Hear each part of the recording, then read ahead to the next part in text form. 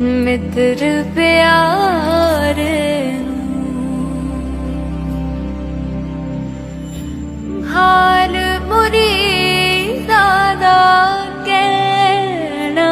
नानक पद पंकज बंदन पद पंकज बंदन सिमरो अंगद दुख निक गुर अमरदास हृदय नित त्यावो हृदय नित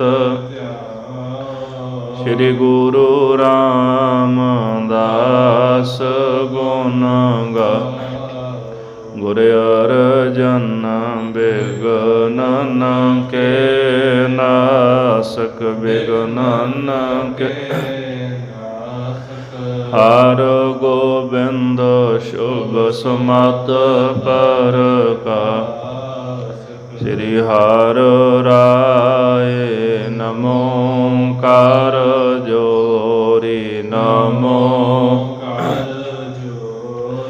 श्री हर कृष्ण मनाम बहोरी गुरु तेग बहादुर परम कृपाला जी परम कृपा श्री गुरु गोबिंद सिंह बेसा तरो तरा पर पुन पुन सीसा जी पुन पुन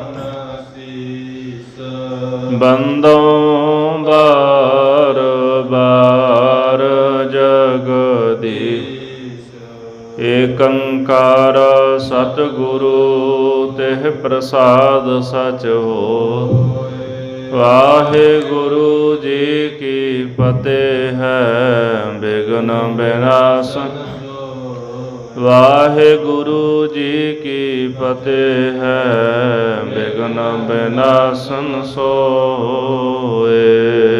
सतनाम श्री वाहिगुरु साहिब जीओ दोहरा साखी सुनो बेवास्ता मुए दीन मजबह के हेत मुल खैयन खुदायन चके रहै जिम खेत। वाहिगुरु जी का खालसा वाहिगुरु जी की फतेह। जुग हो जुग अटल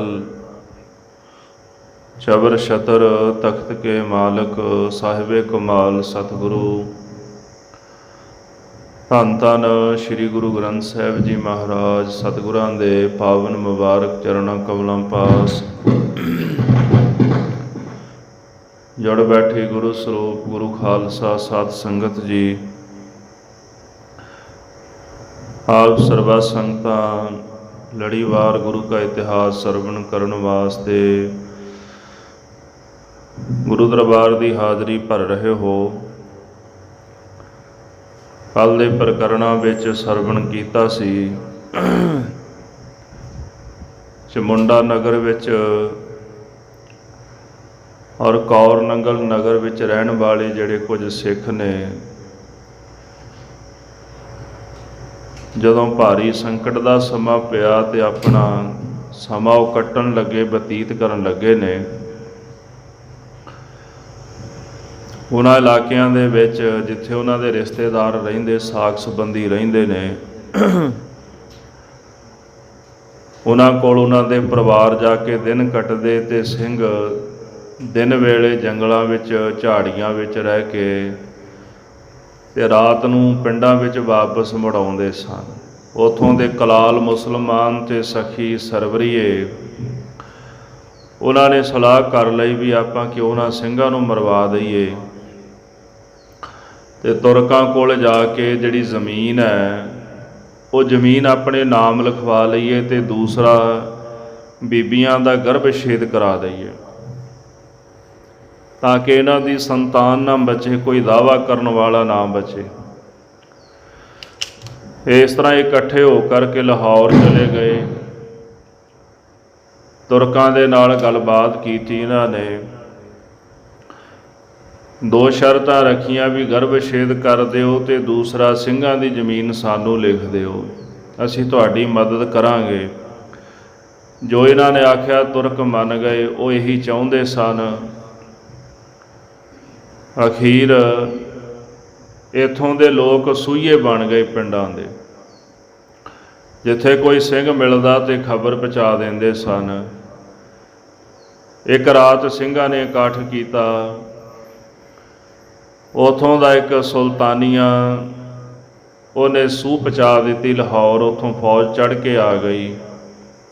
ਘੇਰਾ ਪੈ ਗਿਆ ਤੇ ਸਿੰਘਾਂ ਨਾਲ ਜੰਗ ਹੋਇਆ ਤੇ 14 ਦੇ 14 ਸਿੰਘ ਉਹਨਾਂ ਸ਼ਹੀਦ ਕਰ ਦਿੱਤੇ। ਪਰਿਵਾਰ ਉਹਨਾਂ ਦੇ ਖਤਮ ਕਰ ਦਿੱਤੇ।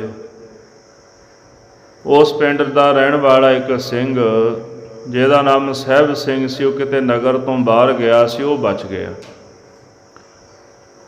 ਉਪਰੰਤ ਗੁਰੂ ਰਾਮਦਾਸ ਸੱਚੇ ਪਾਤਸ਼ਾਹ ਜੀ ਦੀ ਅਪਾਰ ਕਿਰਪਾ ਹੋਈ। ਉਹਨਾਂ ਦੇ ਦਰਬਾਰ 'ਚੋਂ ਮੇਵੜਾ ਸਿੱਖ ਬਣਿਆ ਭਾਈ ਸਾਹਿਬ ਸਿੰਘ।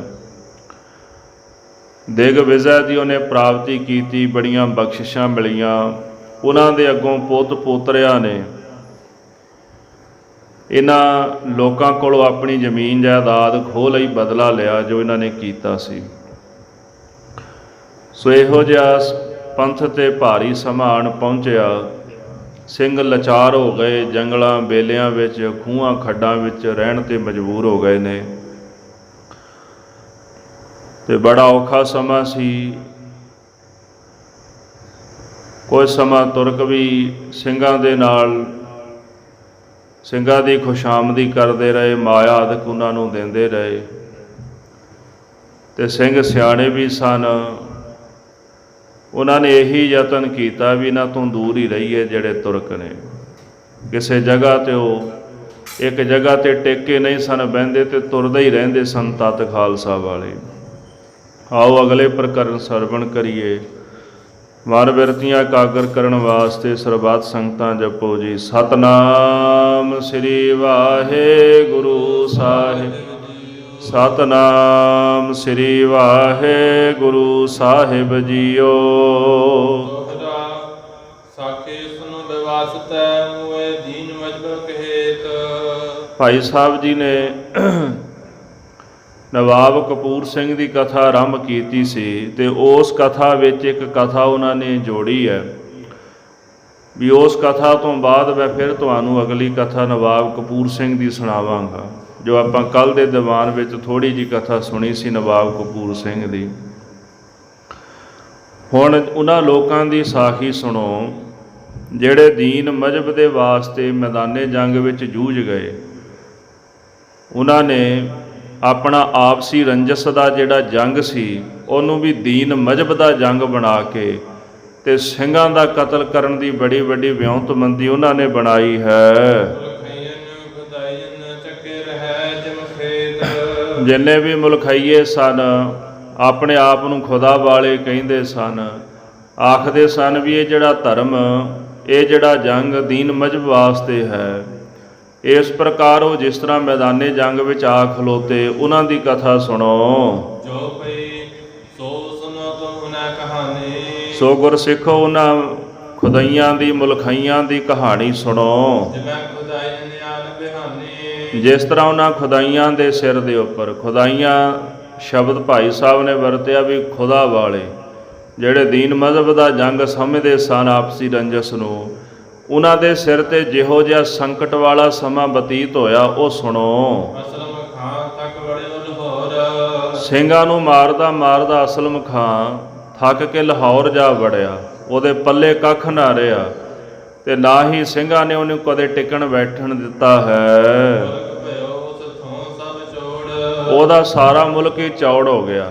ਸਿੰਘ ਵੀ ਆਕੀ ਹੋ ਗਏ। ਸਿੰਘ ਮਾਮਲਾ ਉਗਰਾ ਲੈਂਦੇ ਸਨ, ਲੁੱਟ ਲੈਂਦੇ ਸਨ ਤੇ ਹੁਣ ਇਹਦੇ ਪਾਸ ਮਾਇਆ ਵੀ ਕੋਈ ਨਾ ਬਚੀ। ਕਰਦਾ ਕਿ ਲਾਹੌਰ ਦਰਬਾਰ ਦੇ ਟਕੇ ਭਰਨੇ ਸਨ, ਲਾਹੌਰ ਦਾ ਜਿਹੜਾ ਟੈਕਸ ਸੀ ਉਹ ਭੇਜਣਾ ਸੀ ਬਾਦਸ਼ਾਹ ਨੂੰ। ਇਸ ਪ੍ਰਕਾਰ ਸਾਰਾ ਮੁਲਕ ਹੀ ਇਹਦਾ ਚੌੜ ਹੋ ਗਿਆ ਹੈ।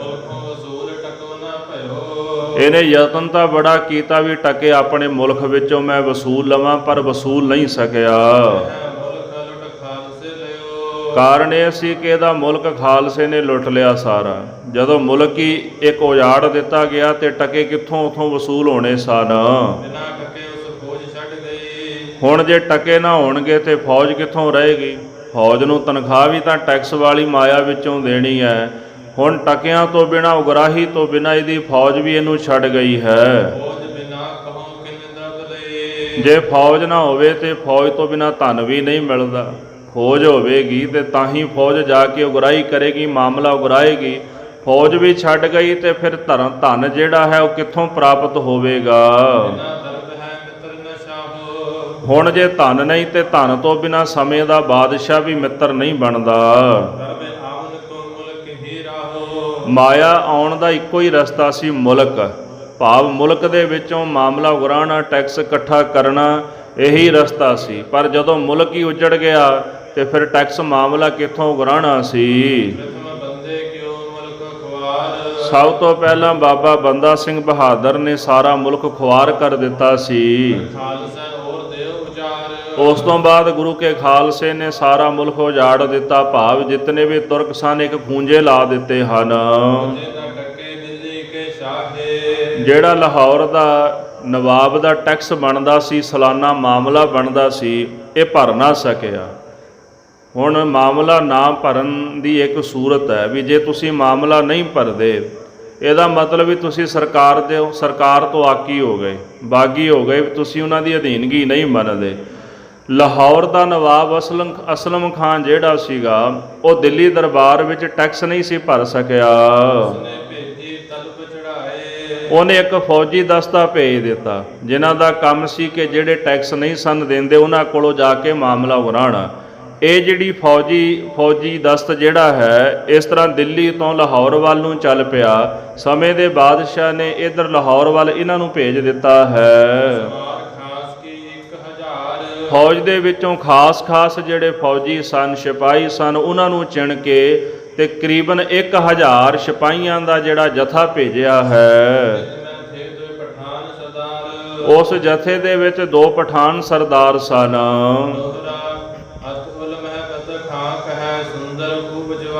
ਇੱਕ ਸੀ ਅਤ ਉਲ ਖਾਂ ਤੇ ਦੂਜਾ ਸੀ ਮੁਹੱਬਤ ਖਾਂ। ਇਹ 2 ਸਰਦਾਰ ਸਨ ਫੌਜ ਦੀ ਕਮਾਂਡ ਕਰਨ ਵਾਲੇ। ਜਿਹੜਾ 1000 ਫੌਜ ਦਾ ਦਸਤਾ ਇਹਨੇ ਭੇਜਿਆ ਸੀ ਬਾਦਸ਼ਾਹ ਨੇ, ਤੇ ਬੜੇ ਉੱਚੇ ਕੱਦ ਵਾਲੇ ਤੇ ਸੁੰਦਰ ਜਵਾਨ ਇਹ ਪਠਾਨ ਸਰਦਾਰ ਸਨ। ਇਹਨਾਂ ਨੂੰ ਵੱਡੇ ਸਿਪਾਹੀ ਕਿਹਾ ਜਾਂਦਾ। ਬਲਵਾਨ ਸਨ, ਤਾਕਤਵਰ ਸਨ, ਦਬਦਬਾ ਸੀ ਇਹਨਾਂ ਦਾ ਸਾਰਿਆਂ ਉੱਪਰ। ਦਿੱਲੀ ਦੇ ਲਾਗੇ ਫਰੀਦਾਬਾਦ ਪੈਂਦਾ ਤੇ ਫਰੀਦਾਬਾਦ ਵਿੱਚ ਇਹਨਾਂ ਦਾ ਮਕਾਨ ਘਰ ਸੀ, ਉੱਥੇ ਰਹਿੰਦੇ ਸਨ। ਇਸ ਤਰ੍ਹਾਂ 1000 ਫੌਜ ਦਾ ਦਸਤਾ ਲੈ ਕੇ ਇਹ ਦੋਨੇ ਪਠਾਨ ਲਾਹੌਰ ਨੂੰ ਆ ਗਏ ਹਨ। ਭਾਈ ਸਾਹਿਬ ਜੀ ਕਹਿੰਦੇ ਹੁਣ ਇੱਥੇ ਲਾਹੌਰ ਦੇ ਵਿੱਚ ਜੋ ਤੌਰ ਤਰੀਕਾ ਹੋਇਆ, ਇੱਥੇ ਜੋ ਭਾਣਾ ਵਰਤਿਆ ਹੈ, ਉਹ ਕਥਾ ਸੁਣੋ। ਜਿੰਨੇ ਵੀ ਮਲਖਈਏ ਸਨ, ਭਾਵ ਜਿਹੜੀ ਪਰਜਾ ਸੀ, ਜਿਹੜੇ ਲੋਕ ਉੱਥੇ ਰਹਿੰਦੇ ਸਨ, ਇਹ ਸਾਰੇ ਇਕੱਠੇ ਹੋ ਕੇ ਫਰਿਆਦੀ ਬਣ ਕੇ ਲਾਹੌਰ ਦਰਬਾਰ ਦੇ ਵਿੱਚ ਆ ਗਏ ਹਨ। ਜਿਹੜਾ ਲਾਹੌਰ ਦਰਬਾਰ ਸੀਗਾ, ਉਥੋਂ ਦਾ ਨਵਾਬ ਅਸਲਮ ਖਾਨ ਸੀਗਾ ਉਸ ਵਕਤ, ਤੇ ਉੱਥੇ ਉਹਦੀ ਕਚਹਿਰੀ ਵਿੱਚ ਸਾਰੇ ਮੁਸਲਮਾਨ ਸਨ। ਤੇ ਸੁਭਾਵਿਕ ਹੈ ਵੀ ਜਦੋਂ ਇੱਕ ਕਚਹਿਰੀ ਵਿੱਚ ਸਾਰੇ ਮੁਸਲਮਾਨ ਹੋਣ ਤੇ ਰਾਜ ਉਹਨਾਂ ਦਾ ਹੋਵੇ ਤੇ ਸੁਣਵਾਈ ਉਹਨਾਂ ਦੀ ਹੀ ਹੋਵੇਗੀ। ਇਹ ਤਾਂ ਕੁਦਰਤੀ ਗੱਲ ਹੈ, ਜਿਹਦੀ ਸਰਕਾਰ ਹੁੰਦੀ ਸੁਣਵਾਈ ਉਸੇ ਦੀ ਹੁੰਦੀ, ਦੂਜੇ ਨੂੰ ਕੋਈ ਨਹੀਂ ਪੁੱਛਦਾ। ਤੇ ਅਸਲਮ ਖਾਨ ਦੀ ਸਭਾ ਦੇ ਵਿੱਚ ਸਾਰੇ ਮੁਸਲਮਾਨ ਸਨ। ਉਥੇ ਮੁਲਾਣੇ ਸਨ, ਕਾਜੀ ਸਨ, ਹੋਰ ਮਲੰਗ ਫਕੀਰ ਸਨ। ਇਹਨਾਂ ਸਾਰਿਆਂ ਨੇ ਰਲ ਮਿਲ ਕੇ ਨਾ ਏਕਾ ਕਰਕੇ ਤੇ ਨਵਾਬ ਅਸਲਮ ਖਾਨ ਨੂੰ ਤੰਗ ਕਰ ਦਿੱਤਾ ਹੈ। ਕਚਹਿਰੀ ਵਿੱਚ ਸਾਰੇ ਮੁਸਲਮਾਨ ਸਨ, ਉਹਨਾਂ ਦੀ ਆਪਣੀ ਨਿੱਜੀ ਕਚਹਿਰੀ ਹੈ। ਜਦੋਂ ਸਾਰੇ ਤੰਗ ਹੋ ਗਏ ਤੇ ਉਹਨਾਂ ਨੇ ਅਸਲਮ ਖਾਨ ਨੂੰ ਤੰਗ ਕੀਤਾ, ਨਵਾਬ ਨੂੰ ਤੰਗ ਕੀਤਾ, ਤੇ ਸਾਰਿਆਂ ਨੇ ਫਿਰ ਰਲ ਮਿਲ ਕੇ ਇਹ ਕੋਈ ਨਾ ਕੋਈ ਉਪਰਾਲਾ ਕੱਢਿਆ, ਕੋਈ ਤਰੀਕਾ ਕੱਢਿਆ ਵੀ ਕਿਸ ਤਰੀਕੇ ਨਾਲ ਅਸੀਂ ਸਿੰਘਾਂ ਦੇ ਨਾਲ ਜੰਗ ਕਰ ਸਕੀਏ, ਸਿੰਘਾਂ ਤੋਂ ਖਹਿੜਾ ਛੁਡਾ ਸਕੀਏ। ਉਹਨਾਂ ਕੀ ਕੀਤਾ, ਉਹ ਕਹਿੰਦੇ ਵੀ ਇਹ ਜੰਗ ਜਿਹੜਾ ਹੈ ਨਾ ਦੀਨ ਮਜ਼ਹਬ ਦਾ ਹੈ, ਸੁਭਾਵਿਕ ਹੈ ਵੀ ਜਦੋਂ ਤੁਸੀਂ ਕਿਸੇ ਜੰਗ ਨੂੰ ਧਰਮ ਯੁੱਧ ਕਹਿ ਦਿਓਗੇ, ਦੀਨ ਮਜ਼ਹਬ ਦਾ ਜੰਗ ਕਹਿ ਦਿਓਗੇ, ਉੱਥੇ ਫਿਰ ਹਰ ਤਰ੍ਹਾਂ ਦਾ ਬੰਦਾ ਆ ਕੇ ਖਲੋ ਜਾਂਦਾ ਹੈ ਵੀ ਇਹ ਜੰਗ ਦੀਨ ਮਜ਼ਹਬ ਦਾ, ਵੀ ਅਸੀਂ ਆਪਣੇ ਧਰਮ ਨੂੰ ਬਚਾਉਣਾ। ਜਦੋਂ ਧਰਮ ਦੇ ਨਾਂ 'ਤੇ ਜੰਗ ਹੁੰਦੀ ਆ ਉਦੋਂ ਸਾਰੇ ਖਲੋ ਜਾਂਦੇ ਨੇ। ਹਾਲਾਂਕਿ ਸਿੰਘਾਂ ਦੇ ਨਾਲ ਇਹਨਾਂ ਦੀ ਆਪਸੀ ਰੰਜਿਸ਼ ਸੀ। ਸਿੰਘ ਇਹਨਾਂ ਦੇ ਧਰਮ ਦੇ ਵੈਰੀ ਨਹੀਂ ਸਨ। ਸਿੰਘ ਵੈਰੀ ਸਨ ਉਹਨਾਂ ਲੋਕਾਂ ਦੇ ਜਿਹੜੇ ਗਰੀਬਾਂ ਨੂੰ ਤੰਗ ਕਰਦੇ ਸਨ, ਨਜਾਇਜ਼ ਉਹਨਾਂ ਦੀਆਂ ਜ਼ਮੀਨਾਂ ਖੋਹ ਕੇ ਤੇ ਲੋਕਾਂ ਦੇ ਉੱਤੇ ਜ਼ੁਲਮ ਕਰਕੇ ਤੇ ਪੈਸਾ ਖੋਹ ਲੈਂਦੇ ਸਨ, ਫਸਲ ਖੋਹ ਲੈਂਦੇ ਸਨ, ਜ਼ਮੀਨਾਂ ਹਥਿਆ ਲੈਂਦੇ ਸਨ, ਲੋਕਾਂ ਨੂੰ ਨਜਾਇਜ਼ ਮਾਰਦੇ ਸਨ। ਸਿੰਘ ਉਹਨਾਂ ਦੇ ਵੈਰੀ ਸਨ। ਇਹਨਾਂ ਉਪਰਾਲਾ ਇਹ ਕੀਤਾ ਕਿ ਇਹਨਾਂ ਨੇ ਇਸ ਜੰਗ ਨੂੰ ਦੀਨ ਮਜ਼ਹਬ ਦਾ ਨਾਂ ਦੇ ਦਿੱਤਾ ਵੀ ਇਹ ਜਿਹੜੀ ਜੰਗ ਹੈ ਇਹ ਦੀਨ ਮਜ਼ਹਬ ਦੀ ਧਰਮ ਦੀ ਜੰਗ ਹੈ। ਇਸ ਤਰ੍ਹਾਂ ਮੁਸਲਮਾਨ ਹੋਣ ਦੇ ਨਾਤੇ ਉਹਨਾਂ ਨੇ ਜਿਹੜਾ ਪੱਖ ਸੰਭਾਲ ਲਿਆ ਹੈ। ਭਾਈ ਰਤਨ ਸਿੰਘ ਜੀ ਕਹਿੰਦੇ ਜਿਨ੍ਹਾਂ ਜਿਨ੍ਹਾਂ ਦੀ ਮੌਤ ਨਜ਼ਦੀਕ ਆ ਗਈ ਸੀ ਉਹ ਇਹਨਾਂ ਦੇ ਪਾਸ ਆ ਗਿਆ ਵੀ ਅਸੀਂ ਤੁਹਾਡੇ ਨਾਲ ਜੰਗ ਵਾਸਤੇ ਜਾਵਾਂਗੇ, ਦੀਨ ਮਜ਼ਹਬ ਦਾ ਜੰਗ ਹੈ। ਤੇ ਭਾਈ ਸਾਹਿਬ ਕਹਿੰਦੇ ਇਹਨਾਂ ਲੋਕਾਂ ਨੇ ਉਹਨਾਂ ਨੂੰ ਵੀ ਖੋਟੀ ਮੱਤ ਸਿਖਾ ਦਿੱਤੀ ਹੈ। ਉਹਨਾਂ ਸਾਰਿਆਂ ਨੇ ਇਕੱਠੇ ਹੋ ਕੇ, ਨਵਾਬ ਬਾਹਰ ਨਹੀਂ ਸੀ ਨਿਕਲਦਾ, ਉਹ ਕਹਿੰਦਾ ਵੀ ਮੈਂ ਬਾਹਰ ਜਾ ਕੇ ਕੀ ਕਰਾਂਗਾ, ਫੌਜ ਮੇਰੇ ਕੋਲ ਹੈ ਨਹੀਂ, ਮੈਂ ਸਿੰਘਾਂ ਦਾ ਮੁਕਾਬਲਾ ਕਿਵੇਂ ਕਰਾਂ। ਤੇ ਇਹਨਾਂ ਨੇ ਇਕੱਠਿਆਂ ਹੋ ਕੇ ਤੇ ਅਸਲਮ ਖਾਨ ਨੂੰ ਇਹ ਗੱਲ ਆਖੀ ਹੈ। ਆਖਣ ਲੱਗੇ ਵੀ ਅਸੀਂ ਨਾ ਸਾਰੇ ਇਕੱਠੇ ਹੋ ਕੇ ਲਾਹੌਰ ਆ ਜਾਂਦੇ ਹਾਂ, ਅਸੀਂ ਤੇਰੇ ਕੋਲੋਂ ਖਾਣ ਵਾਸਤੇ ਦਾਣਾ ਨਹੀਂ ਮੰਗਾਂਗੇ, ਰਾਸ਼ਨ ਨਹੀਂ ਮੰਗਾਂਗੇ, ਵੀ ਤੂੰ ਸਾਨੂੰ ਰਾਸ਼ਨ ਦੇ, ਖਾਣ ਵਾਸਤੇ ਕੁਝ ਦੇ। ਤੇ ਅਸੀਂ ਇਹ ਵੀ ਨਹੀਂ ਚਾਹੁੰਦੇ ਵੀ ਤੂੰ ਸਾਡੇ ਨਾਲ ਇਸ ਮੁਹਿੰਮ 'ਤੇ ਸਾਡੇ ਨਾਲ ਜਾਵੇਂ, ਸਾਨੂੰ ਤੇਰੀ ਲੋੜ ਵੀ ਨਹੀਂ ਵੀ ਤੂੰ ਸਾਡੇ ਨਾਲ ਜਾ ਕੇ ਜੰਗ ਕਰੇ ਸਿੰਘਾਂ ਦੇ ਨਾਲ। ਨਾ ਸਾਨੂੰ ਰਸਤਾਂ ਚਾਹੀਦੀਆਂ ਨੇ ਤੇ ਨਾ ਹੀ ਸਾਨੂੰ ਇਹ ਚਾਹੀਦਾ ਵੀ ਤੂੰ ਸਾਡੇ ਨਾਲ ਜੰਗ ਕਰਨ ਵਾਸਤੇ ਜਾਵੇਂ।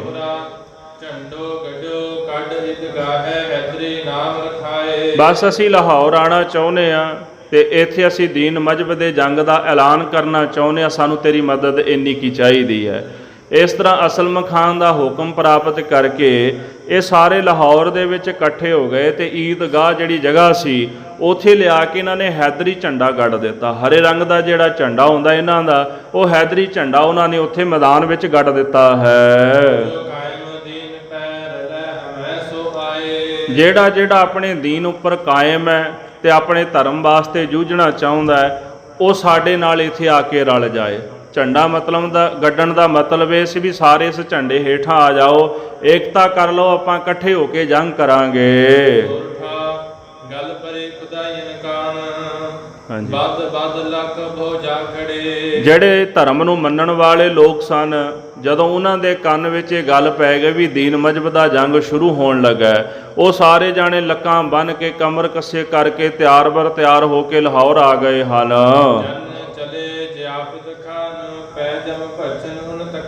ਭਾਈ ਸਾਹਿਬ ਜੀ ਕਹਿੰਦੇ ਮੰਨ ਲਓ ਵੀ ਉਹ ਜ਼ਿਆਫਤ ਖਾਣ ਵਾਸਤੇ ਚੱਲੇ ਨੇ, ਜਿਵੇਂ ਅੱਗੇ ਜਲੇਬੀਆਂ ਬਣੀਆਂ ਨੇ, ਜਿਵੇਂ ਸ਼ੀਰਨੀਆਂ ਬਣੀਆਂ ਨੇ, ਪਕੌੜੇ ਬਣੇ ਹੋਏ ਨੇ, ਵੀ ਇੱਦਾਂ ਮੰਨ ਲਓ ਵੀ ਜਿਵੇਂ ਉਹ ਸਾਰਾ ਕੁਝ ਖਾਣ ਵਾਸਤੇ ਉੱਥੇ ਗਏ ਨੇ ਵੀ ਅੱਗੇ ਜਾਵਾਂਗੇ ਤੇ ਸਾਨੂੰ ਤਲਿਆ ਤਲਾਇਆ ਤੇ ਪੱਕਿਆ ਪਕਾਇਆ ਵੀ ਸਾਰਾ ਕੁਝ ਮਿਲ ਜਾਏਗਾ। ਇਸ ਤਰ੍ਹਾਂ ਉਹ ਇਕੱਠੇ ਹੋ ਕੇ ਲਾਹੌਰ ਦੇ ਵਿੱਚ ਆ ਰਹੇ ਹਨ। ਇਸ ਪ੍ਰਕਾਰ ਉਹਨਾਂ ਨੇ ਸਾਰਿਆਂ ਨੇ ਰਲ ਮਿਲ ਕੇ ਇਸ ਤਰ੍ਹਾਂ ਦਾ ਯਤਨ ਕੀਤਾ ਹੈ। ਉਹਨਾਂ ਨੇ ਆ ਕੇ ਬੜਾ ਰੌਲਾ ਮਚਾ ਕੇ ਤੇ ਲਾਹੌਰ ਵਿੱਚ ਆਪਣਾ ਡੇਰਾ ਕਰ ਲਿਆ। ਇਸੇ ਪ੍ਰਕਾਰ ਮੁਹੰਮਦ ਤੱਕੀ ਤੇ ਇਨਾਇਤ ਖਾਨ ਇਹ ਦੋ ਸੂਰਮੇ ਹਨ। ਇਹਨਾਂ ਨੇ ਆਪਣੇ ਮੈਦਾਨ ਵਿੱਚ ਜਾ ਕੇ ਇੱਕ ਆਪਣਾ ਝੰਡਾ ਗੱਡ ਦਿੱਤਾ ਵੱਖਰਾ। ਇੱਕ ਹੈਦਰੀ ਝੰਡਾ ਮੁਲਖਈਆਂ ਨੇ ਪਹਿਲਾਂ ਲਾਇਆ ਸੀਗਾ, ਉਹਦੇ ਨਾਲ ਜਾ ਕੇ ਨਾ ਵੱਖਰਾ ਇਹਨਾਂ ਦੋਹਾਂ ਜਾਣਿਆਂ ਨੇ ਆਪਣਾ ਇੱਕ ਹੋਰ ਝੰਡਾ ਗੱਡ ਦਿੱਤਾ ਹੈ। ਉਹਨਾਂ ਨੇ ਉੱਚੀ ਜੀ ਉੱਥੇ ਹੋਕਾ ਵੀ ਦਵਾ ਦਿੱਤਾ ਹੈ। ਹੋਕਾ ਦਵਾਇਆ ਤੇ ਉਹ ਵੱਖਰਾ ਝੰਡਾ ਲਾਉਣ ਦਾ ਮਤਲਬ ਇਹ ਸੀਗਾ ਵੀ ਜੇ ਤੁਹਾਡੇ ਵਿੱਚ ਕੋਈ ਬੇਖਰਚ ਹੈ ਨਾ, ਬੇਖਰਚ ਦਾ ਭਾਵ ਵੀ ਜਿਹਦੇ ਕੋਲ ਖਰਚਾ ਨਹੀਂ, ਜਿਹਦੇ ਕੋਲ ਰਸਤਾ ਬਸਤਾ ਨਹੀਂ, ਮਾਇਆ ਨਹੀਂ, ਉਹ ਸਾਡੇ ਕੋਲ ਆ ਜਾਓ, ਅਸੀਂ ਤੁਹਾਡਾ ਖਰਚਾ ਕਰਾਂਗੇ, ਅਸੀਂ ਤੁਹਾਨੂੰ ਰਸਤ ਬਸਤ ਦਿਆਂਗੇ, ਸਾਰਾ ਕੁਝ ਅਸੀਂ ਤੁਹਾਨੂੰ ਦਿਆਂਗੇ, ਸਾਡੇ ਨਾਲ ਰਲ ਜਾਓ।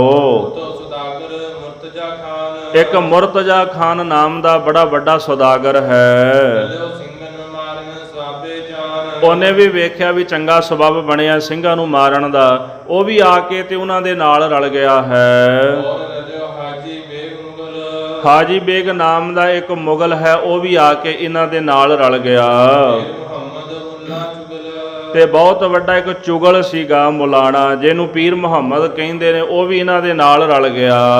ਨਾਇਤੁੱਲਾ ਤਰਾਵੜਿਓ ਰਜਪੂਤ।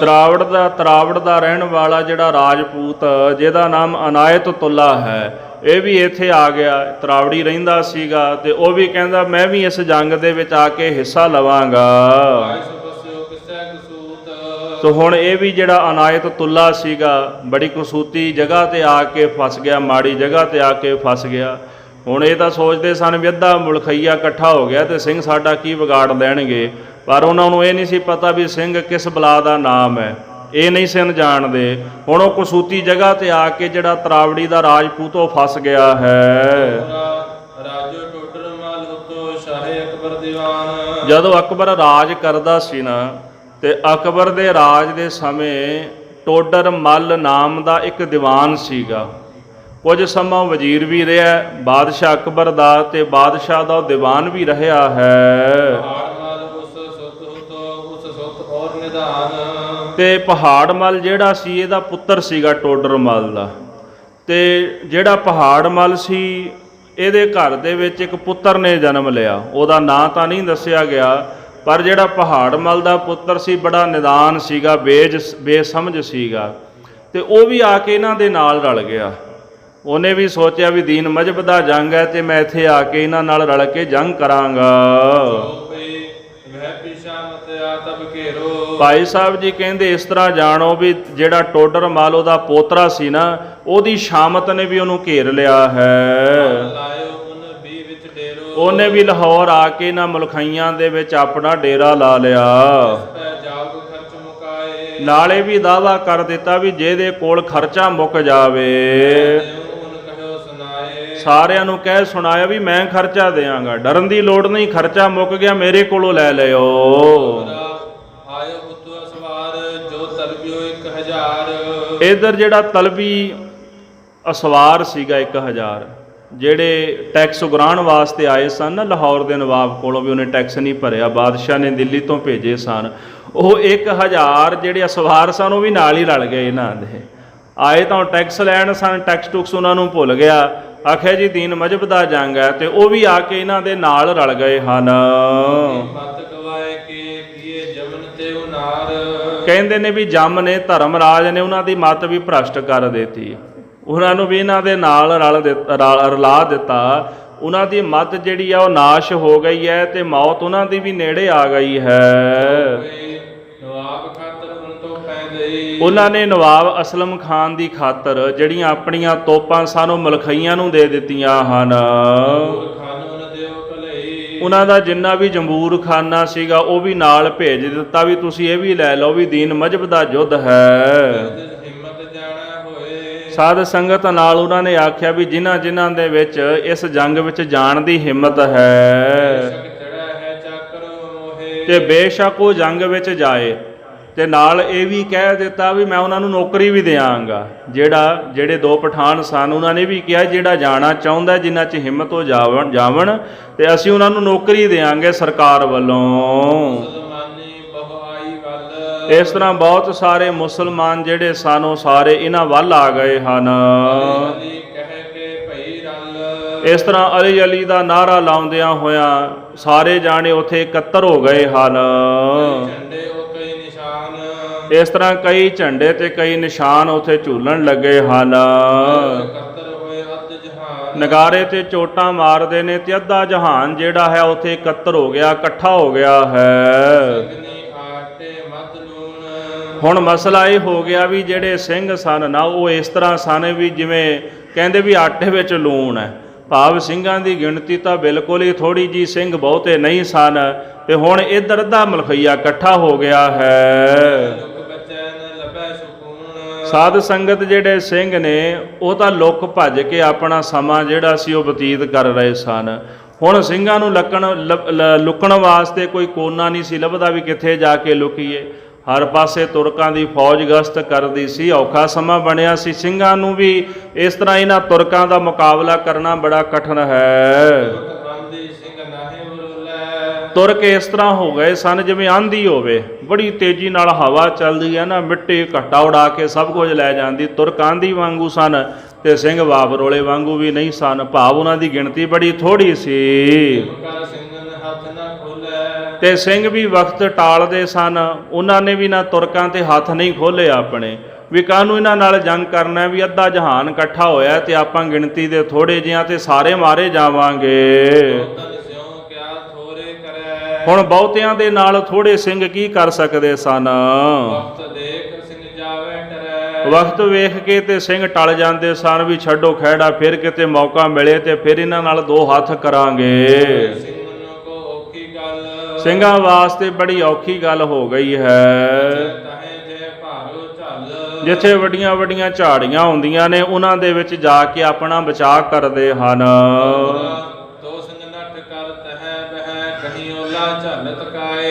ਕਿਤੇ ਤੁਰਕ ਆ ਜਾਂਦੇ ਨੇ ਤੇ ਸਿੰਘ ਨੱਠ ਕਰਕੇ ਜਗ੍ਹਾ ਲੱਭਦੇ ਨੇ ਵੀ ਕੋਈ ਓਟ ਆਸਰਾ ਮਿਲ ਜਾਏ, ਕੋਈ ਝਾੜੀਆਂ ਮਿਲ ਜਾਣ ਤੇ ਜਿਨ੍ਹਾਂ ਦੇ ਵਿੱਚ ਬਹਿ ਕੇ ਅਸੀਂ ਆਪਣੇ ਆਪ ਨੂੰ ਬਚਾ ਲਈਏ। ਗੁਰਦਾਸਪੁਰੇ ਦੇ ਲਾਗੇ ਪੈਂਦਾ ਕਾਹਨੂੰ ਆਣੇ ਦੀ ਛੰਭ ਜਿਹੜੀ ਹੈ ਨਾ, ਉੱਥੇ ਸਿੰਘ ਲੁਕਦੇ ਸਨ। ਕਾਹਨੂੰ ਆਣੇ ਦੀ ਛੰਭ, ਇੱਥੇ ਛੋਟਾ ਘੱਲੂਘਾਰਾ ਵੀ ਹੋਇਆ ਸੀ, ਉਹਦੀ ਵੀ ਕਥਾ ਆਵੇਗੀ। ਇਸ ਤਰ੍ਹਾਂ ਫਿਰ ਕਾਹਨੂੰ ਆਣੇ ਦੇ ਜਿਹੜੇ ਛੰਭ ਨੇ ਤੇ ਉਹਨਾਂ ਛੰਭਾਂ ਦੇ ਵਿੱਚ ਜਾ ਕੇ ਸਿੰਘ ਆਪਣਾ ਸਮਾਂ ਬਤੀਤ ਕਰਦੇ ਹਨ। ਸਾਧ ਸੰਗਤ ਜੀ, ਜਿਸ ਵੱਲ ਕਹਿੰਦੇ ਖੁਦਾਈ ਹੋ ਜਾਵੇ, ਜਿਹੇ ਵੱਲ ਜਾਵੇਂ ਲੋਕ ਖੁਦਾਈ। ਹਾਂ, ਇਹ ਜਿਹੜੇ ਖੁਦਾ ਨੂੰ ਮੰਨਣ ਵਾਲੇ ਲੋਕ ਸਨ, ਕਹਿੰਦੇ ਜਿਸ ਪਾਸੇ ਵੀ ਇਕੱਠੇ ਹੋ ਕਰਕੇ ਜਾਂਦੇ ਸਨ, ਲੱਗੇ ਹਿੰਦੂਆਂ ਪਰ ਕਰਨ ਚੰਗਾਈ। ਤੇ ਜਿਹੜੇ ਹਿੰਦੂ ਲੋਕ ਸਨ ਉਹਨਾਂ ਤੇ ਜ਼ੋਰ ਅਜਮਾਇਸ਼ ਕਰਨ ਲੱਗ ਪਏ। ਇਹਨਾਂ ਦਾ ਇਕੱਠ ਬਹੁਤ ਜ਼ਿਆਦਾ ਸੀ, ਫੌਜ ਭਾਰੀ ਹੋ ਗਈ ਤੇ ਜਿੱਥੇ ਥੋੜੇ ਬਾਤੇ ਹਿੰਦੂ ਮਿਲਣੇ ਤੇ ਉਹਨਾਂ ਨਾਲ ਜ਼ੋਰ ਜ਼ਬਰਦਸਤੀ ਇਹ ਕਰਨ ਲੱਗ ਪਏ ਹਨ। ਇਸੇ ਪ੍ਰਕਾਰ ਗਊਆਂ ਨੂੰ ਵੱਢ ਦੇਣਾ, ਬ੍ਰਾਹਮਣਾਂ ਨੂੰ ਮਾਰ ਦੇਣਾ ਤੇ ਹਿੰਦੂਆਂ ਦੀਆਂ ਬੇਟੀਆਂ ਨੂੰ ਬੇਇੱਜ਼ਤ ਕਰਨਾ, ਬੇਪਤ ਕਰਨਾ, ਇਹ ਕੁਕਰਮ ਕਰਨ ਲੱਗ ਪਏ। ਬੜੇ ਜ਼ੁਲਮ ਕਰਨ ਲੱਗ ਪਏ, ਟਲਦੇ ਨਹੀਂ ਸਨ। ਲੋਕ ਕਹਿੰਦੇ ਸਨ ਅਸਾਂ ਤੁਹਾਡਾ ਕੀ ਵਿਗਾੜਿਆ, ਵੀ ਕਿਰਤੀ ਲੋਕ ਆ, ਪਿੰਡਾਂ ਸ਼ਹਿਰਾਂ ਵਿੱਚ ਰਹਿ ਕੇ ਆਪਣਾ ਸਮਾਂ ਗੁਜ਼ਾਰਦੇ ਆ, ਪਰ ਇਹ ਕਿਸੇ ਦੀ ਸੁਣਦੇ ਨਹੀਂ ਸਨ। ਮਾਝੇ ਦੇ ਲੋਕ ਇਹਨਾਂ ਨੇ ਬੜੇ ਸਤਾਏ ਹਨ। ਸਾਧ ਸੰਗਤ ਜੀ, ਤੁਰਕ ਕਹਿੰਦੇ ਨੇ ਵੀ ਤੁਸੀਂ ਆਪਣੇ ਪੁੱਤਰਾਂ ਨੂੰ ਨਾ ਸਿਖਾ ਕੇ ਘੱਲਿਆ ਵੀ ਜਾਓ ਜਾ ਕੇ ਸਿੰਘ ਬਣ ਜਾਓ। ਉਹ ਤੁਹਾਡੇ ਸਿਖਾਏ ਹੋਏ ਜਾ ਕੇ ਸਿੰਘ ਬਣ ਜਾਂਦੇ ਹਨ। ਤੇ ਉਹ ਫਿਰ ਇਸ ਤਰ੍ਹਾਂ ਸਾਰਿਆਂ ਨੂੰ ਲੁੱਟ ਕੇ ਲਿਆਉਂਦੇ ਨੇ ਤੇ ਤੁਸੀਂ ਉਹਨਾਂ ਦੀ ਲੁੱਟੀ ਮਾਇਆ ਦੇ ਨਾਲ ਘਰਾਂ ਵਿੱਚ ਬਹਿ ਕੇ ਰੱਜ ਕੇ ਖਾਂਦੇ ਹੋ।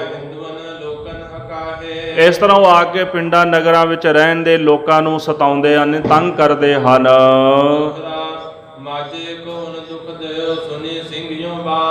ਸੋ ਜਦੋਂ ਮਾਝੇ ਦੇ ਇਲਾਕੇ ਵਿੱਚ ਤੁਰਕ ਵੜ ਗਏ ਤੇ ਉਹਨਾਂ ਨੇ ਬੜਾ ਤੰਗ ਕੀਤਾ ਲੋਕਾਂ ਨੂੰ। ਗਰੀਬ ਲੋਕ ਸਨ, ਕਿਰਤੀ ਲੋਕ ਸਨ। ਹੁਣ ਇਹ ਗੱਲ ਜਿਹੜੀ ਸਿੰਘਾਂ ਨੇ ਸੁਣ ਲਈ ਵੀ ਤੁਰਕ ਗਰੀਬ ਲੋਕਾਂ ਨੂੰ ਬਹੁਤਾ ਤੰਗ ਕਰ ਰਹੇ ਹਨ। ਹੁਣ ਉੱਥੇ ਉਹਨਾਂ ਦੇ ਪਰਿਵਾਰ ਵੀ ਸਨ ਵਿੱਚ ਸਿੰਘਾਂ ਦੇ। ਚਲੋ ਸਿੰਘ ਤਾਂ ਤਿਆਰ ਬਰ ਤਿਆਰ ਸਨ, ਪਰ ਪਰਿਵਾਰ ਤਾਂ ਪਿੰਡਾਂ ਵਿੱਚ ਹੀ ਰਹਿੰਦੇ ਸਨ ਨਾ ਸਿੰਘਾਂ ਦੇ। ਹੁਣ ਉਹਨਾਂ ਦੇ ਮਾਤਾ ਪਿਤਾ ਨੂੰ ਵੀ ਤੰਗ ਕਰਨਾ, ਸਿੰਘਾਂ ਦੀਆਂ ਬੱਚੀਆਂ ਭੈਣਾਂ, ਇਸ ਤਰ੍ਹਾਂ ਕਈ ਉਹਨਾਂ ਦੀਆਂ ਨੂੰਹਾਂ ਨੇ, ਜਿਹੜਾ ਵੀ ਹੱਥ ਆਉਂਦਾ ਤੁਰਕ ਉਹਨਾਂ ਨੂੰ ਤੰਗ ਕਰਦੇ ਨੇ। ਸੋ ਇਸ ਪ੍ਰਕਾਰ ਉਹ ਕਹਿੰਦੇ ਵੀ ਸਾਡੇ ਮਾਤਾ ਪਿਤਾ ਨੂੰ, ਸਾਡੇ ਪਰਿਵਾਰਾਂ ਨੂੰ ਦੁਖੀ ਕਰ ਰਹੇ ਨੇ ਤੇ ਆਪਾਂ ਜੰਗਲਾਂ 'ਚ ਬੈਠੇ ਆ, ਵੀ ਸਾਡਾ ਇਸ ਤਰ੍ਹਾਂ ਤਾਂ ਜੀਵਣਾ ਵੀ ਧ੍ਰਿਗ ਹੈ। ਇਸ ਪ੍ਰਕਾਰ ਫਿਰ ਸਿੰਘਾਂ ਨੇ ਮੈਦਾਨੇ ਜੰਗ ਵਿੱਚ ਜਾ ਕੇ ਤੇ ਵੈਰੀ ਨਾਲ ਜੂਝਣ ਦਾ ਜਿਹੜਾ ਗੁਰਮਤਾ ਹੈ ਉਹ ਪਕਾਇਆ ਹੈ। ਇਸ ਤਰ੍ਹਾਂ ਫਿਰ ਜਿਹੜੇ ਸਿੰਘ ਹਨ ਉਹ ਤੁਰਕਾਂ ਦੇ ਪਾਸ ਜਾ ਕੇ ਤੇ ਉਹਨਾਂ ਨਾਲ ਦੋ ਹੱਥ ਕਰਨਾ ਚਾਹੁੰਦੇ ਹਨ। ਹੁਣ ਸਿੰਘਾਂ ਨੇ ਇੱਕ ਤੌਰ ਤਰੀਕਾ ਵਰਤ ਲਿਆ, ਆਪਣੇ ਕੰਨ ਕੱਢ ਲਏ ਸਿੰਘਾਂ ਨੇ ਵੀ।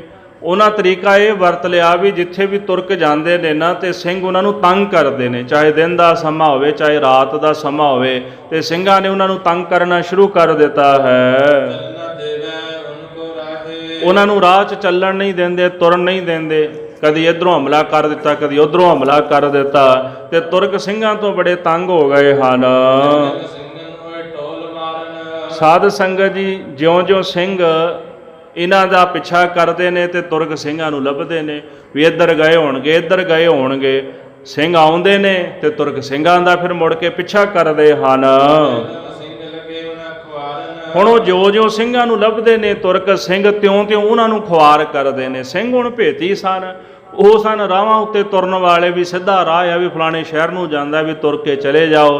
ਤੇ ਸਿੰਘ ਹੁਣ ਇੱਥੇ ਖੱਡਾਂ ਦੇ ਵਿੱਚ, ਖੂਹਾਂ ਵਿੱਚ, ਜੰਗਲਾਂ ਵਿੱਚ, ਝੱਲਾਂ ਵਿੱਚ ਰਹਿਣ ਵਾਲੇ ਸਨ। ਉਹਨਾਂ ਨੂੰ ਹੁਣ ਇੱਥੋਂ ਖੂੰਜੇ ਦਾ ਪਤਾ ਸੀਗਾ, ਤੇ ਸਿੰਘ ਉਹਨਾਂ ਦੇ ਛੇਤੀ ਕਿਤੇ ਹੱਥ ਨਹੀਂ ਸਨ ਲੱਗਦੇ। ਇਸ ਤਰ੍ਹਾਂ ਤੁਰਕਾਂ ਨੂੰ ਕਹਿੰਦੇ ਬੜੀ ਸੋਚ ਪੈ ਗਈ ਹੈ। ਹੁਣ ਤਾਂ ਉਹਨਾਂ ਤੁਰਕਾਂ ਦਾ ਲਾਹੌਰ ਵੜਨਾ ਵੀ ਦੁਸ਼ਾਵਰ ਕਰ ਦਿੱਤਾ ਸਿੰਘਾਂ ਨੇ, ਵੀ ਤੁਰਕ ਵਾਪਸ ਮੁੜਨਾ ਚਾਹੁੰਦੇ ਵੀ ਲਾਹੌਰ ਚਲੇ ਜਾਈਏ, ਤੇ ਸਿੰਘਾਂ ਨੇ ਉਹ ਵੀ ਔਖਾ ਕਰ ਦਿੱਤਾ, ਉਹ ਲਾਹੌਰ ਵੀ ਨਹੀਂ ਮੁੜ ਸਕਦੇ। ਜਿੱਥੇ ਵੀ ਮੌਕਾ ਮਿਲਦਾ ਸਿੰਘ ਤੁਰਕਾਂ ਦੇ ਦਿਵਾਲੇ ਹੋ ਜਾਂਦੇ ਹਨ। ਇਸ ਤਰ੍ਹਾਂ ਸਿੰਘਾਂ ਨੇ ਵੇਖ ਲਿਆ, ਜੋਹੇ ਲਏ, ਵੇਖ ਲਿਆ ਸਿੰਘਾਂ ਨੇ ਚੰਗੀ ਤਰ੍ਹਾਂ ਵੀ ਇਹ ਸਾਰੇ ਤੁਰਕ ਜਿਹੜੇ ਨੇ ਨਾ ਇਹ ਕਿਸੇ ਕੰਮ ਦੇ ਨਹੀਂ, ਇਹ ਸਾਡਾ ਮੁਕਾਬਲਾ ਕਰਨ ਜੋਗੇ ਨਹੀਂ ਹਨ। ਜਦੋਂ ਸਿੰਘ ਉਹਨਾਂ ਦਾ ਪਿੱਛਾ ਦਬਾ ਲੈਂਦੇ ਹਨ, ਫਿਰ ਉਹ ਤੁਰਕ ਜਿਹੜੇ ਨੇ ਉਹ ਵੀ ਸਿੰਘਾਂ ਦੇ ਪਿੱਛੇ ਆ ਜਾਂਦੇ ਨੇ। ਇੱਕ ਵਾਰੀ ਸਿੰਘਾਂ ਨੇ ਸਤਾਉਣਾ ਤੇ ਮੁੜ ਕੇ ਤੁਰਕ ਉਹਨਾਂ ਦੇ ਪਿੱਛੇ ਲੱਗ ਜਾਂਦੇ ਸਨ। ਜਦੋਂ ਹੁਣ ਤੁਰਕ ਸਿੰਘਾਂ ਦੇ ਪਿੱਛੇ ਲੱਗਦੇ ਨੇ, ਸਿੰਘਾਂ ਦੀ ਪੈੜ ਨੱਪਦੇ ਨੇ ਤੁਰਕ, ਤੇ ਸਿੰਘ ਜਾ ਕੇ ਝੱਲਾਂ ਦੇ ਵਿੱਚ ਵੜ ਜਾਂਦੇ, ਝਾੜੀਆਂ ਵਿੱਚ ਵੜ ਜਾਂਦੇ ਹਨ। ਹੁਣ ਉਹਨਾਂ ਤੁਰਕਾਂ ਦੇ ਕੋਲੋਂ ਝਾੜੀਆਂ ਦੇ ਵਿੱਚ ਵੜਿਆ ਨਹੀਂ ਸੀ ਜਾਂਦਾ। ਸਾਧ ਸੰਗਤ ਜੀ, ਉਹ ਫਿਰ ਕਿੱਥੇ ਝਾੜੀਆਂ ਵਿੱਚ ਵੜ ਕੇ ਸਿੰਘਾਂ ਨੂੰ ਮਾਰ ਲੈਣਗੇ? ਉਹ ਤਾਂ ਸਿੱਧੇ ਪੱਧਰੇ ਰਾਹ ਤੇ ਤੁਰਨ ਵਾਲੇ ਸਨ। ਸਿੰਘ ਝਾੜੀਆਂ ਵਿੱਚ ਵੜ ਜਾਂਦੇ ਨੇ ਤੇ ਸਿੰਘ ਉਹਨਾਂ ਦੇ ਕਾਬੂ ਨਹੀਂ ਆਉਂਦੇ ਹਨ। ਇਸ ਤਰ੍ਹਾਂ ਜੋ ਕਿਤ ਵੜੈ ਸਿੰਘ ਮਾਰਨ ਧਾਏ, ਤੇ ਜੇਕਰ ਕੋਈ ਝੱਲ ਦੇ ਵਿੱਚ ਵੜ ਵੀ ਜਾਂਦਾ ਹੈ ਤੇ ਸਿੰਘ ਉਹਨੂੰ ਫਿਰ ਮਾਰਨ ਵਾਸਤੇ ਪੈ ਜਾਂਦੇ ਹਨ। ਸਿੰਘ ਅਥੱਕ, ਸਿੰਘ ਕਦੇ ਥੱਕਦੇ ਨਹੀਂ ਸਨ, ਦਿਸ ਦਿਨ ਰਹਿ ਖੜੇ, ਦਿਨ ਰਾਤ ਉਹ ਖੜੇ ਰਹਿੰਦੇ, ਤਿਆਰ ਬਰ ਤਿਆਰ ਰਹਿੰਦੇ ਹਨ। ਤੇ ਤੁਰਕ ਜਿਹੜੇ ਸਨ ਉਹ ਦਿਨ ਰਾਤ ਸੁੱਤੇ ਰਹਿੰਦੇ ਸਨ, ਕਿਉਂਕਿ ਜਿਹੜੇ ਹੁਣ ਲਾਹੌਰ ਦਰਬਾਰ ਹੋ ਗਿਆ, ਦਿੱਲੀ ਦਰਬਾਰ ਹੋ ਗਿਆ ਜਿਹੜਾ, ਵੀ ਉਹ ਕਿਹੜਾ ਰੋਜ਼ ਜੰਗ ਕਰਨ ਵਾਸਤੇ ਜਾਂਦੇ ਸਨ। ਸਿੰਘਾਂ ਦਾ ਕਿਤੇ ਨਾ ਕਿਤੇ ਦਾ ਪੇਚਾ ਰੋਜ਼ ਪਿਆ ਰਹਿੰਦਾ ਸੀਗਾ। ਇੱਕ ਮਹਾਰਾਜ ਨੇ ਹੁਕਮ ਦਿੱਤਾ ਸੀ ਵੀ ਸਿੰਘੋ ਤਿਆਰ ਬਰ ਤਿਆਰ ਰਹਿਣਾ ਹਰ ਵਕਤ, ਇਹ ਨਹੀਂ ਉਡੀਕ ਕਰਨੀ ਵੀ ਵੈਰੀ ਆਵੇ ਜਾਂ ਨਾ ਆਵੇ, ਵੀ ਅੱਜ ਨਹੀਂ ਆਉਣਾ ਵੈਰੀ ਨੇ, ਆਰਾਮ ਕਰ ਲਓ, ਵੀ ਹੁਣ ਸੌਖਾ ਸਮਾਂ ਹੈ। ਅੱਜ ਕੱਲ੍ਹ ਜਿਵੇਂ ਸਿੰਘ ਕਈ ਕਹਿ ਵੀ ਦਿੰਦੇ ਨੇ, ਅੱਜ ਕੱਲ੍ਹ ਕਿਹੜਾ ਤਲਵਾਰਾਂ ਦਾ ਸਮਾਂ ਹੈ, ਕਹਿੰਦੇ ਨੇ ਨਾ, ਵੀ ਜਿਹੜਾ ਤੁਸੀਂ ਗੱਤਕਾ ਖੇਡਦੇ ਹੋ, ਇਹ ਅਵੇਸਲਾਪਣ ਹੁੰਦਾ ਹੈ। ਮਹਾਰਾਜ ਕਹਿੰਦੇ ਵੀ ਸਮਾਂ ਕੈਸਾ ਵੀ ਤੁਸੀਂ ਤਿਆਰ ਬਰ ਤਿਆਰ ਰਹਿਣਾ ਅੱਠੇ ਪੈਰ। ਹੁਣ ਸਿੰਘ ਅੱਠੇ ਪੈਰ ਖੜੇ ਰਹਿੰਦੇ, ਤਿਆਰ ਬਰ ਤਿਆਰ ਰਹਿੰਦੇ ਨੇ, ਤੇ ਤੁਰਕ ਜਿਹੜੇ ਸਨ ਉਹਨਾਂ ਦਾ ਜੀ ਕਰਦਾ ਸੀ ਵੀ ਆਸਣ ਲਾਇਆ ਬਸ ਸੁੱਤੇ ਰਹੋ, ਆਨੰਦ ਲਓ, ਪ੍ਰਸ਼ਾਦਾ ਛਕ ਲਓ ਤੇ ਫਿਰ ਸੌਂ ਜਾਓ। ਤੇ ਇਸ ਕਰਕੇ ਜਿਹੜੇ ਆਲਸੀ ਲੋਕ ਨੇ ਉਹ ਸਿੰਘਾਂ ਦਾ ਮੁਕਾਬਲਾ ਕਿਵੇਂ ਕਰ ਸਕਦੇ ਸਨ?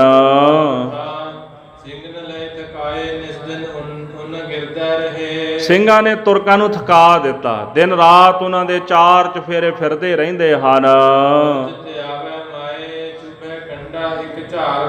ਹੁਣ ਜਦੋਂ ਝਾੜਾਂ ਵਿੱਚ ਵੜਦੇ ਨੇ ਨਾ, ਭਾਈ ਰਤਨ ਸਿੰਘ ਜੀ ਕਹਿੰਦੇ ਉਹਨਾਂ ਦੇ ਪੈਰਾਂ 'ਚ ਕੰਡੇ ਚੁੱਭ ਜਾਂਦੇ ਨੇ, ਹਾਏ ਮਾਂ, ਫਿਰ ਕਹਿੰਦੇ ਮਾਂ ਚੇਤੇ ਆਉਂਦੀ ਆ ਉਹਨਾਂ ਨੂੰ, ਵੀ ਸਿੰਘਾਂ ਦਾ ਮੁਕਾਬਲਾ ਕਰਦੇ ਆ। ਇੱਕ ਥੱਕਦੇ ਨੇ, ਕੰਡੇ ਲੱਗ ਜਾਂਦੇ ਨੇ, ਝਰੀਠਾਂ ਪੈਂਦੀਆਂ ਸਰੀਰ ਤੇ, ਕੰਡੇ ਹੀ ਹੁੰਦੇ ਨਾ ਝਾੜਾਂ ਵਿੱਚ, ਉੱਥੇ ਹੋਰ ਕੀ ਲੱਭਣਾ, ਕੰਡੇ ਹੀ ਲੱਭਣੇ ਨੇ।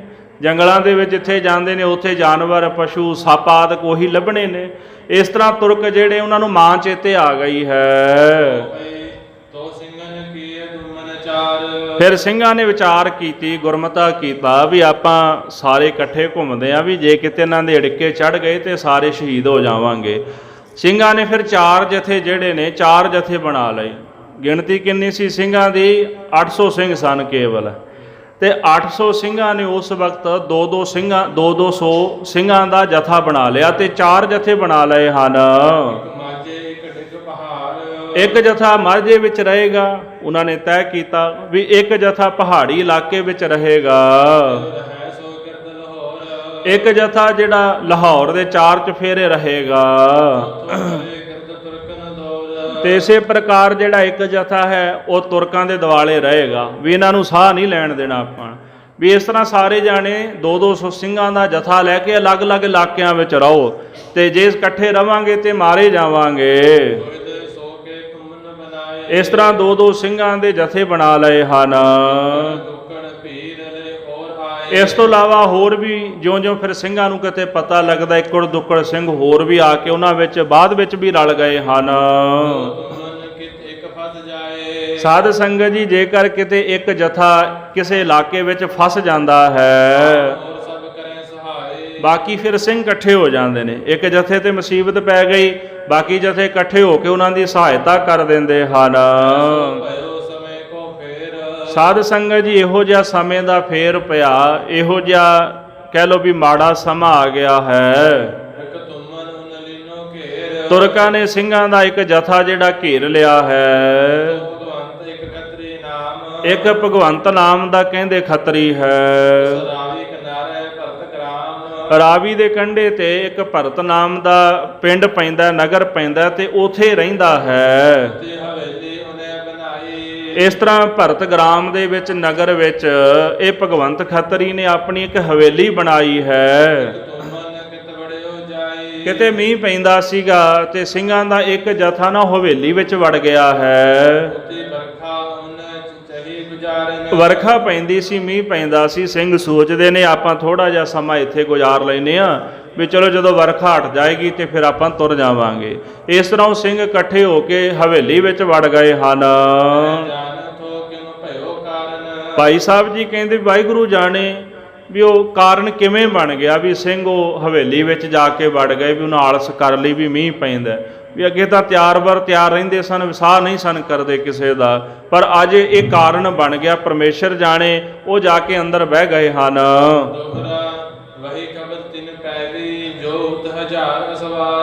ਸਾਧ ਸੰਗਤ ਜੀ, ਇਹ ਜਿਹੜੀ ਖਬਰ ਉਹਨਾਂ 1000 ਅਸਵਾਰਾਂ ਕੋਲ ਚਲੀ ਗਈ ਜਿਹੜੇ ਦਿੱਲੀ ਤੋਂ ਆਏ ਸਨ ਮਾਮਲਾ ਉਗਰਾਉਣ ਵਾਸਤੇ।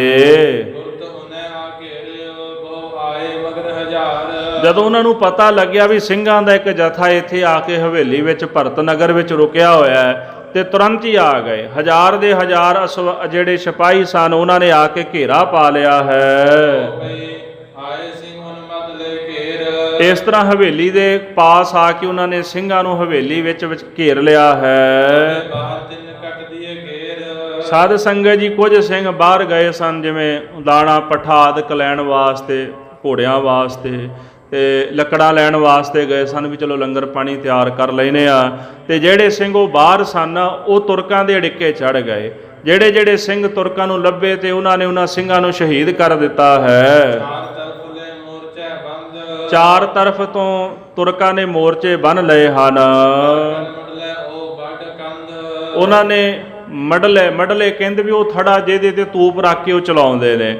ਇਸ ਤਰ੍ਹਾਂ ਉਹਨਾਂ ਨੇ ਥੜੇ ਜਿਹੜੇ ਬਣਾ ਕੇ ਤੇ ਤੋਪਾਂ ਰੱਖ ਲਈਆਂ ਤੇ ਕੰਧਾਂ ਆਦਿਕ ਜਿਹੜੀਆਂ ਤਿਆਰ ਕਰ ਲਈਆਂ ਹਨ। ਜਿਹੜੇ ਤੋਪ ਤੇ ਜੰਬੂਰੇ ਸਨ ਉਹਨਾਂ ਦੇ ਉੱਤੇ ਖੜੇ ਕਰ ਦਿੱਤੇ ਹਨ। ਤੇ ਉਹ ਤੋਪਾਂ ਨੂੰ ਚਲਾਉਂਦੇ ਨੇ, ਜੰਬੂਰੇ ਚਲਾਉਂਦੇ ਵੀ ਕਿਲੇ ਦੀਆਂ ਜਿਹੜੀਆਂ ਕੰਧਾਂ ਨੇ ਨਾ ਹਵੇਲੀ ਦੀਆਂ ਵੀ ਤੋੜ ਦਈਏ ਤੇ ਅੰਦਰ ਵੜ ਜਾਈਏ। ਇਸ ਪ੍ਰਕਾਰ ਉਹਨਾਂ ਨੇ ਵਾਰ ਕਰ ਕਰਕੇ ਸਿੰਘਾਂ ਨੂੰ ਅਕਾ ਦਿੱਤਾ, ਤੰਗ ਕਰ ਦਿੱਤਾ ਹੈ। ਹੁਣ ਸਿੰਘਾਂ ਕੋਲ ਬਹੁਤਾ ਜ਼ਿਆਦਾ ਖਰਚਾ ਵੀ ਨਹੀਂ ਸੀ, ਕੋਈ ਬਹੁਤੀਆਂ ਰਸਤਾਂ ਪਾਣੀ ਵੀ ਉਹਨਾਂ ਦੇ ਪਾਸ ਨਹੀਂ ਸਨ ਵੀ ਉਹ ਬਹਿ ਕੇ ਕੁਝ ਲੰਮਾ ਸਮਾਂ ਅੰਦਰ ਆਪਣਾ ਗੁਜ਼ਾਰਾ ਕਰ ਲੈਂਦੇ। ਹੁਣ ਰਸਤ ਪਾਣੀ ਵੀ ਜਿਹੜਾ ਸੀ ਮਾੜਾ ਮੋਟਾ ਉਹ ਵੀ ਮੁੱਕ ਗਿਆ। ਸਿੰਘਾਂ ਨੇ ਲੰਗਰ ਬਣਾ ਕੇ ਛਕ ਲਿਆ ਹੈ। ਇਸ ਤਰ੍ਹਾਂ ਭਾਈ ਸਾਰੇ ਸਿੰਘ ਬੜੇ ਲਾਚਾਰ ਹੋ ਗਏ ਹਨ। ਇਸ ਤਰ੍ਹਾਂ ਜਾਣੋ ਵੀ ਖਰਚੇ ਤੋਂ ਬਿਨਾਂ, ਰਸਤਾਂ ਬਸਤਾਂ ਤੋਂ ਬਿਨਾਂ ਸਿੰਘ ਹੁਣ ਮਰਨ ਵਾਲੇ ਹੋ ਗਏ ਹਨ। ਹੁਣ ਜਿਹੜਾ ਦੂਜਾ ਪੰਥ ਹੈ ਉਹ ਵੀ ਮਦਦ ਕਰਨ ਵਾਲੇ ਨਹੀਂ ਹਨ। ਕਿਉਂ? ਲਾਹੌਰ 'ਚ ਇੱਕ ਜਥਾ ਸੀ, ਇੱਕ ਜਥਾ ਦੂਸਰੇ ਪਾਸੇ ਪਰਬਤੀ ਇਲਾਕੇ ਵਿੱਚ, ਇੱਕ ਮਾਝੇ ਦੇ ਇਲਾਕੇ ਵਿੱਚ, ਇੱਕ ਜਥਾ ਇੱਥੇ ਜਿਹੜਾ ਫਸ ਗਿਆ। ਹੁਣ ਉਹਨਾਂ ਤੱਕ ਸੁਨੇਹਾ ਕੌਣ ਪਹੁੰਚਾਏ? ਵੀ ਸਿੰਘ ਅੜਿੱਕੇ ਆ ਗਏ ਨੇ, ਤੇ ਫਿਰ ਪੰਥ ਮਦਦ ਉਹਨਾਂ ਦੀ ਕਿਵੇਂ ਕਰੇ। ਸੋ ਇਸ ਪ੍ਰਕਾਰ ਬੜੀ ਔਖੀ ਘੜੀ, ਔਖਾ ਸਮਾਂ ਜਿਹੜਾ ਉਹ ਸਿੰਘਾਂ ਲਈ ਬਣ ਗਿਆ ਹੈ। ਆਪਣੇ ਛਪ ਜਾਨ ਬਚਾਹੀ, ਤੇ ਸਿੰਘਾਂ ਨੇ ਹੁਣ ਛੱਪ ਕੇ ਹੀ ਆਪਣੀ ਜਾਨ ਬਚਾਈ ਹੈ। ਸਿੰਘ ਥਕੇ ਤੁਰਕ ਨ ਲਖੇ, ਚੜੇ ਚਤਰਫ ਦੌੜ। ਅੰਦਰ ਜਿਹੜੇ ਸਿੰਘ ਸਨ ਉਹ ਥੱਕ ਗਏ ਸਨ, ਚਾਰ ਤਰਫ ਤੋਂ ਤੁਰਕ ਚੜ ਕੇ ਆ ਗਏ ਤੇ ਉਹਨਾਂ ਨੇ ਸਿੰਘਾਂ ਨੂੰ ਘੇਰਾ ਪਾ ਲਿਆ ਹੈ। ਆਈ ਖੰਡ ਭਲ ਥੀ ਨਹੀਂ, ਭਈ ਸਿੰਘਨ ਵੱਡ ਸੋੜ। ਉਥੇ ਖਾਈ ਵੀ ਪਾਣੀ ਨਾਲ ਨਹੀਂ ਸੀ ਭਰੀ। ਪੁਰਾਣੇ ਸਮੇਂ ਵਿੱਚ ਹਵੇਲੀਆਂ ਦੁਆਲੇ ਨਾ ਖਾਈ ਪੁੱਟ ਦਿੰਦੇ ਸਨ ਤੇ ਪਾਣੀ ਛੱਡ ਦਿੰਦੇ ਸਨ ਵੀ ਦੁਸ਼ਮਣ ਸਿੱਧਾ ਆ ਕੇ ਅਟੈਕ ਨਾ ਕਰੇ ਉੱਪਰ। ਹੁਣ ਜਿਹੜੀ ਉਹ ਖਾਈ ਸੀ ਉਹਦੇ ਵਿੱਚ ਪਾਣੀ ਵੀ ਕੋਈ ਨਹੀਂ ਸੀ, ਤੇ ਦੂਸਰਾ ਜਿਹੜੀਆਂ ਹਵੇਲੀ ਦੀਆਂ ਕੰਧਾਂ ਸਨ ਉਹ ਵੀ ਕੋਈ ਬਹੁਤੀਆਂ ਉੱਚੀਆਂ ਨਹੀਂ ਸਨ, ਛੋਟੀਆਂ ਛੋਟੀਆਂ ਉਹ ਕੰਧਾਂ ਸਨ। ਉਹ ਤੁਰਕਾਂ ਨੇ ਉਂਝ ਤੋਪਾਂ ਮਾਰ ਕੇ ਤੋੜ ਦਿੱਤੀਆਂ। ਇਸ ਪ੍ਰਕਾਰ ਸਾਧ ਸੰਗਤ ਸਿੰਘਾਂ ਵਾਸਤੇ ਬੜੀ ਔਖੀ ਘੜੀ ਆ ਗਈ, ਔਖਾ ਸਮਾਂ ਆ ਗਿਆ ਹੈ। ਆਏ ਤੁਰਕਨ ਹੱਥ ਕੰਦੀ ਪਾਏ, ਇਸ ਤਰ੍ਹਾਂ ਤੁਰਕਾਂ ਨੇ ਆ ਕੇ ਹਵੇਲੀ ਦੀਆਂ ਕੰਧਾਂ ਨੂੰ ਹੱਥ ਪਾ ਲਿਆ। ਅੱਗਿਓਂ ਕੱਟ ਗਿਰਾਏ, ਅੱਗੋਂ ਸਿੰਘਾਂ ਨੇ ਮਾਰ ਕੇ ਤਲਵਾਰਾਂ ਉਹਨਾਂ ਦੇ ਹੱਥ ਵੱਢ ਕੇ ਹੇਠਾਂ ਸੁੱਟ ਦਿੱਤਾ। ਹੋਰ ਤੁਰਕ ਬਹੁ ਪਿਛਿਓਂ ਆਵੇ, ਹੋਰ ਵੀ ਜਿਹੜੇ ਤੁਰਕ ਪਿੱਛੋਂ ਚੜ ਕੇ ਆਉਂਦੇ ਹਨ, ਆਏ ਆਏ ਇਮ ਯੁੱਧ ਮਚਾਵੇ। ਆ ਕੇ ਸਿੰਘਾਂ ਦੇ ਨਾਲ ਯੁੱਧ ਕਰਦੇ, ਜੰਗ ਕਰਦੇ ਹਨ। ਦਿਨ ਤੋਪਨ ਲਗਵਾਏ, ਤੇ ਤੁਰਕਾਂ ਨੇ ਤੋਪਾਂ ਲਗਵਾ ਕੇ ਉਹਨਾਂ ਦਾ ਵਾਰ ਕੀਤਾ ਹੈ। ਮਾਰ ਮਾਰ ਕੇ ਕਹੇ ਹਾਏ ਹਾਏ। ਇਸ ਤਰ੍ਹਾਂ ਮਾਰ ਦੀਆਂ ਪੁਕਾਰਾਂ ਕਰਦੇ ਨੇ। ਜਦੋਂ ਤੋਪਾਂ ਦੇ ਗੋਲੇ ਵੱਜਦੇ ਨੇ, ਸ਼ਸਤਰ ਚੱਲਦੇ ਨੇ, ਜ਼ਖਮੀ ਹਾਏ ਹਾਏ ਦੀਆਂ ਪੁਕਾਰਾਂ ਕਰਦੇ ਹਨ। ਕਹੇ ਤੁਮ ਆਏ ਅਬਦ ਆਏ, ਤੁਰਕ ਕਹਿੰਦੇ ਵੀ ਹੁਣ ਤੁਸੀਂ ਸਾਡੇ ਦਾਅ ਹੇਠਾਂ ਆ ਗਏ ਹੋ, ਮਿਲੇ ਨ ਜਾਣਾ ਪਾਏ। ਹੁਣ ਤੁਹਾਨੂੰ ਇੱਥੋਂ ਜਾਣਾ ਨਹੀਂ ਮਿਲਣਾ, ਭਾਵ ਤੁਸੀਂ ਜਾ ਨਹੀਂ ਸਕਦੇ, ਸਾਡੇ ਅੜਿੱਕੇ ਆ ਗਏ, ਸਾਰਿਆਂ ਨੂੰ ਮਾਰ ਦਿਆਂਗੇ। ਕਹੇ ਹਮ ਕਬ ਮਰੇ ਨਿਰਾਲੇ, ਸਿੰਘ ਆਖਣ ਲੱਗਿਓ ਤੁਰਕੋ ਅਸੀਂ ਇਦਾਂ ਇਕੱਲੇ ਥੋੜਾ ਮਰਾਂਗੇ, ਤੁਸੀਂ ਸਾਨੂੰ ਕਹੀ ਜਾਂਦੇ ਹੋ ਵੀ ਅਸੀਂ ਇੱਥੋਂ ਜਾ ਨਹੀਂ ਸਕਦੇ, ਸਾਰੇ ਮਾਰੇ ਜਾਵਾਂਗੇ, ਇਹ ਨਹੀਂ ਹੋ ਸਕਦਾ, ਅਸੀਂ ਇਕੱਲੇ ਨਹੀਂ ਮਰਦੇ। ਮਰਾਂਗੇ ਤੁਮਕੋ ਨਾਲੇ, ਹਾਂ ਮਰਾਂਗੇ ਜ਼ਰੂਰ, ਪਰ ਤੁਹਾਨੂੰ ਨਾਲ ਲੈ ਕੇ ਮਰਾਂਗੇ। ਇਹ ਨਹੀਂ ਵੀ ਅਸੀਂ ਖਾਲੀ ਤੁਰ ਜਾਵਾਂਗੇ, ਇੱਕ ਇੱਕ ਦੋ ਦੋ ਜਣਿਆਂ ਨੂੰ ਨਾਲ ਲੈ ਕੇ ਹੀ ਜਾਵਾਂਗੇ। ਸਤਿਗੁਰੂ ਕਿਰਪਾ ਕਰੀ। ਇਸ ਤਰ੍ਹਾਂ ਸਤਿਗੁਰੂ ਕਲਗੀਧਰ ਦਸ਼ਮੇਸ਼ ਪਿਤਾ ਜੀ ਨੇ ਬੜੀ ਕਿਰਪਾ ਸਿੰਘਾਂ ਤੇ ਕੀਤੀ ਹੈ। ਅਚਾਨਕ ਉੱਥੇ ਨਾ ਬੜੀ ਤੇਜ਼ੀ ਨਾਲ ਆਂਧੀ ਆ ਗਈ, ਹਨੇਰੀ ਆ ਗਈ ਤੇ ਵਰਖਾ ਪੈਣ ਲੱਗ ਪਈ ਹੈ। ਬੰਦੂਕਾਂ ਸਨ, ਤੋਪਾਂ ਸਨ, ਉਹਨਾਂ ਦੇ ਤੋੜੇ ਬੁੱਝ ਗਏ, ਬਰੂਦ ਗਿੱਲਾ ਹੋ ਗਿਆ, ਅੱਗ ਬੁੱਝ ਗਈ ਹੈ। ਹੁਣ ਉਹਨਾਂ ਕੋਲ ਵੀ ਇੱਕੋ ਹੀ ਫਿਰ ਰਸਤਾ ਰਹਿ ਗਿਆ, ਤਲਵਾਰਾਂ ਫੜ ਲਓ ਤੇ ਢਾਲਾਂ ਫੜ ਲਓ। ਪਹਿਲਾਂ ਤਾਂ ਦੂਰ ਖਲੋ ਕੇ ਉੱਥੋਂ ਕਦੀ ਬੰਦੂਕ ਚਲਾ ਦਿੱਤੀ, ਕਦੀ ਤੋਪ ਚਲਾ ਦਿੱਤੀ, ਪਰ ਉਹ ਮੀਂਹ ਪੈਣ ਨਾਲ ਤੋੜੇ ਬੁੱਝ ਗਏ, ਬਰੂਦ ਗਿੱਲਾ ਹੋ ਗਿਆ, ਤੋਪਾਂ ਕਿੱਥੋਂ ਚੱਲਣੀਆਂ ਸਨ। ਤੇ ਇਸ ਤਰ੍ਹਾਂ ਫਿਰ ਉਹ ਸ਼ਸਤਰ ਲੈ ਕੇ ਖੁੱਲ੍ਹੇ ਮੈਦਾਨ 'ਚ ਆ ਗਏ ਤੇ ਸਿੰਘਾਂ ਨੇ ਵੀ ਹੱਥਾਂ ਦੇ ਵਿੱਚ ਢਾਲੇ ਫੜ ਲਏ ਤੇ ਤਲਵਾਰਾਂ ਲੈ ਕੇ ਤੁਰਕਾਂ ਵੱਲ ਦੌੜ ਪਏ ਹਨ। ਸਿਰ ਉੱਪਰ ਮੌਤ ਨੂੰ ਧਾਰਨ ਕਰਕੇ ਸਿੰਘ ਦੌੜ ਪਏ ਹਨ। ਮਾਰ ਮਾਰ ਕੇ ਤੇਗਾਂ ਤੁਰਕਾਂ ਨੂੰ ਚੌੜਾ ਕਰ ਦਿੱਤਾ ਸਿੰਘਾਂ ਨੇ।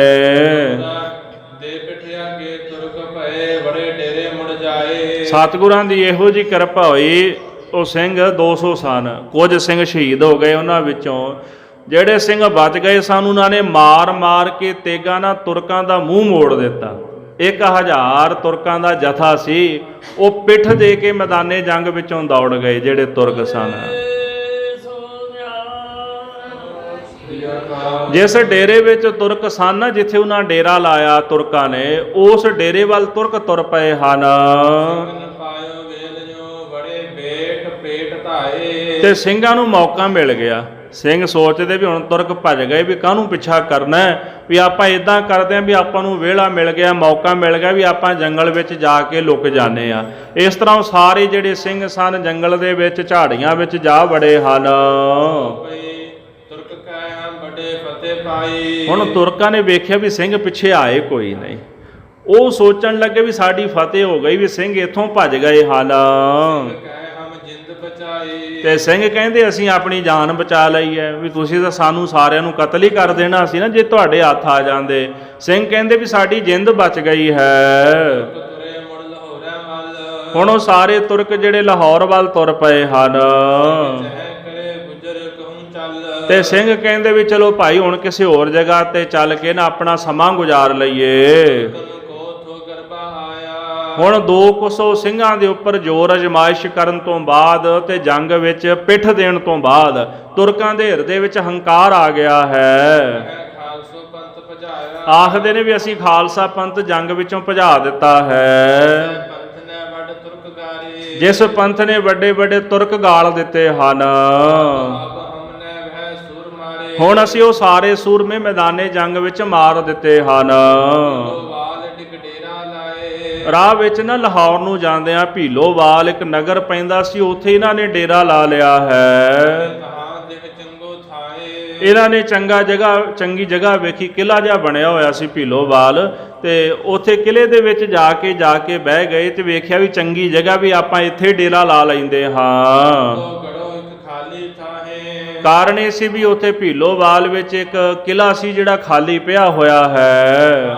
ਹਜ਼ਾਰ ਵੜ ਬੈਠੇ ਮਾਹੇ, ਇਹ ਹਜ਼ਾਰ ਦੇ ਹਜ਼ਾਰ ਪਠਾਨ ਨਾ ਉਹ ਕਿਲ੍ਹੇ ਦੇ ਅੰਦਰ ਜਾ ਕੇ ਵੜ ਕੇ ਬਹਿ ਗਏ ਹਨ। ਹਸਤਾ ਡੇਰਾ ਇੱਕ ਵੱਲ ਕਰਾ, ਤੇ ਬਾਕੀ ਜਿਹੜਾ ਮੁਲਖਈਆ ਇਕੱਠਾ ਹੋਇਆ ਸੀਗਾ, ਜਿਹੜੇ ਦੀਨ ਮਜਬ ਦਾ ਜੰਗ ਕਰਨ ਆਏ ਸਨ, ਉਹ ਵੀ ਇਹਨਾਂ ਦੇ ਨਾਲ ਸਨ। ਉਹਨਾਂ ਨੇ ਬਾਹਰਲੇ ਪਾਸੇ ਨਾ ਇੱਕ ਵੱਲ ਆਪਣਾ ਡੇਰਾ ਲਾ ਲਿਆ, ਇਹ ਅੰਦਰ ਜਾ ਕੇ ਬਹਿ ਗਏ ਤੇ ਬਾਕੀ ਮੁਲਖਈਆ ਜਿਹੜਾ ਬਾਹਰ ਡੇਰੇ ਲਾ ਕੇ ਬਹਿ ਗਿਆ ਹੈ। ਦੇਖੋ ਥਾਂ ਉਹਨੇ ਵੀ ਖਰਾ, ਉਹਨਾਂ ਨੇ ਵੀ ਚੰਗੀ ਜਗ੍ਹਾ ਵੇਖੀ, ਥਾਂ ਥਾਂ ਤੇ ਆਪਣੇ ਡੇਰੇ ਲਾ ਲਏ, ਤੰਬੂ ਲਾ ਲਏ ਹਨ। ਕਰੀ ਬੜੈ ਕਿਤ ਹੱਚੋ ਰੋਜ਼, ਸੋ ਇਸੇ ਪ੍ਰਕਾਰ ਉਹ ਕਹਿੰਦੇ ਨੇ ਵੀ ਚਲੋ ਹੁਣ ਚੰਗੀ ਘੜੀ ਆਵੇਗੀ, ਚੰਗਾ ਸਮਾਂ ਆਵੇਗਾ, ਤੇ ਫਿਰ ਆਪਾਂ ਸਾਰੇ ਜਾਣੇ ਇਕੱਠੇ ਹੋ ਕੇ ਨਾ ਤੇ ਆਪਣੇ ਘਰਾਂ ਦੇ ਵਿੱਚ ਵੜਾਂਗੇ। ਮੁਲਾਇਣ ਅੱਛੀ ਮੋਜ, ਮੁਲਾਣਿਆਂ ਨੂੰ ਬੁਲਾ ਲਿਆ, ਆਖਿਆ ਵੀ ਚੰਗਾ ਸਮਾਂ ਦੱਸੋ, ਚੰਗਾ ਮਹੂਰਤ ਦੱਸੋ, ਵੀ ਕਿਹੜਾ ਮਹੂਰਤ ਹੈ ਵੀ ਆਪਾਂ ਲਾਹੌਰ ਆਪਣੇ ਘਰੋਂ ਕਰੀ ਵਾਪਸ ਜਾਈਏ ਤੇ ਜਾ ਕੇ ਨਵਾਬ ਨੂੰ ਵੀ ਦੱਸੀਏ ਵੀ ਅਸੀਂ ਸਿੰਘ ਮਾਰ ਦਿੱਤੇ ਨੇ, ਅਸੀਂ ਜਿੱਤ ਗਏ ਹਾਂ। ਆਏ ਤਾਂ ਪਿੱਠ ਵਿਖਾ ਕੇ ਸੀ, ਪਰ ਉਹਨਾਂ ਨੂੰ ਲੱਗਿਆ ਵੀ ਸਿੰਘ ਅਸਾਂ ਮਾਰ ਦਿੱਤੇ ਨੇ, ਵੀ ਕੋਈ ਚੰਗੀ ਜੀ ਮਹੂਰਤ ਦੱਸੋ, ਚੰਗਾ ਸਮਾਂ ਦੱਸੋ। ਢੋਲ ਵਾਜੇ ਵਜਾਉਂਦਿਆਂ, ਨਿਸ਼ਾਨ ਵਜਾਉਂਦਿਆਂ, ਜਸ਼ਨ ਮਨਾਉਂਦੇ ਆਪਾਂ ਲਾਹੌਰ ਨੂੰ ਜਾਣਾ ਹੈ। ਟੁਕੇ ਲਾਹੌਰੇ ਡਿਗ ਸੋ ਬੈਠੇ ਖੋਫ ਗਵਾਏ, ਇਸ ਤਰ੍ਹਾਂ ਲਾਹੌਰ ਦੇ ਲਾਗੇ ਜਾ ਕੇ ਖੌਫ ਗਵਾ ਕੇ, ਡਰ ਸਿੰਘਾਂ ਦਾ ਦੂਰ ਕਰਕੇ ਇਹ ਤੁਰਕ ਬਹਿ ਗਏ ਹਨ। ਹੋਣੀ ਗੌਰਤ ਹੈ ਕਿਤ ਹੋਰ ਜਾਣੇ ਪਾਏ, ਕਹਿੰਦੇ ਨੇ ਵੀ ਹੁਣ ਕੌਣ ਜਾਣੇ ਵੀ ਇਹ ਤਾਂ ਗੌਰਾਂ ਵਿੱਚ ਕਬਰਾਂ ਵਿੱਚ ਪਹੁੰਚਣ ਹੀ ਵਾਲੇ ਨੇ। ਭੁਲੇਖਾ ਸੀ ਨਾ ਵੀ ਸਿੰਘ ਮਾਰੇ ਗਏ, ਵੀ ਸਾਡਾ ਕਿਹੜਾ ਕੋਈ ਕੁਝ ਵਿਗਾੜ ਲਏਗਾ, ਪਰ ਭਾਈ ਸਾਹਿਬ ਜੀ ਕਹਿੰਦੇ ਨੇ ਕਿਤ ਔਰ ਜਾਣੇ ਪਾਏ, ਇਹ ਤਾਂ ਫਿਰ ਵਾਹਿਗੁਰੂ ਹੀ ਜਾਣਦਾ ਵੀ ਇਹਨਾਂ ਨੇ ਹੁਣ ਕਿੱਥੇ ਜਾ ਕੇ ਪੈਣਾ, ਕਬਰਾਂ ਵਿੱਚ ਜਾ ਕੇ ਡਿੱਗਣਾ ਹੈ। ਉਹਨਾਂ ਦੀ ਜਿਹੜੀ ਹੋਣੀ ਸੀ ਨਾ, ਉਹਨੇ ਇਹਨਾਂ ਨੂੰ ਦਬਾ ਲਿਆ ਹੈ। ਵੇਖੋ ਭਾਈ ਹੁਣ ਹੋਣੀ ਇਹਨਾਂ ਦੇ ਪਾਸੋਂ ਕੀ ਕਰਾਉਂਦੀ, ਕੀ ਇਹਨਾਂ ਦੇ ਨਾਲ ਹੁੰਦਾ ਹੈ। ਅਸਲ ਵਿੱਚ ਹੁੰਦਾ ਤਾਂ ਉਹੀ ਹੈ ਨਾ ਜੋ ਹੋਣੀ ਚਾਹੁੰਦੀ ਹੈ, ਜੋ ਕਰਮਾਂ ਦੇ ਵਿੱਚ ਲਿਖਿਆ ਹੁੰਦਾ ਉਹੀ ਭਾਣਾ ਵਰਤਦਾ ਹੈ। ਵੇਖੋ ਭਾਈ ਹੁਣ ਇਹ ਹੋਣੀ ਖਾਲਸੇ ਨੂੰ ਫਤਿਹ ਦੇਣ ਵਾਸਤੇ ਆਈ ਹੈ।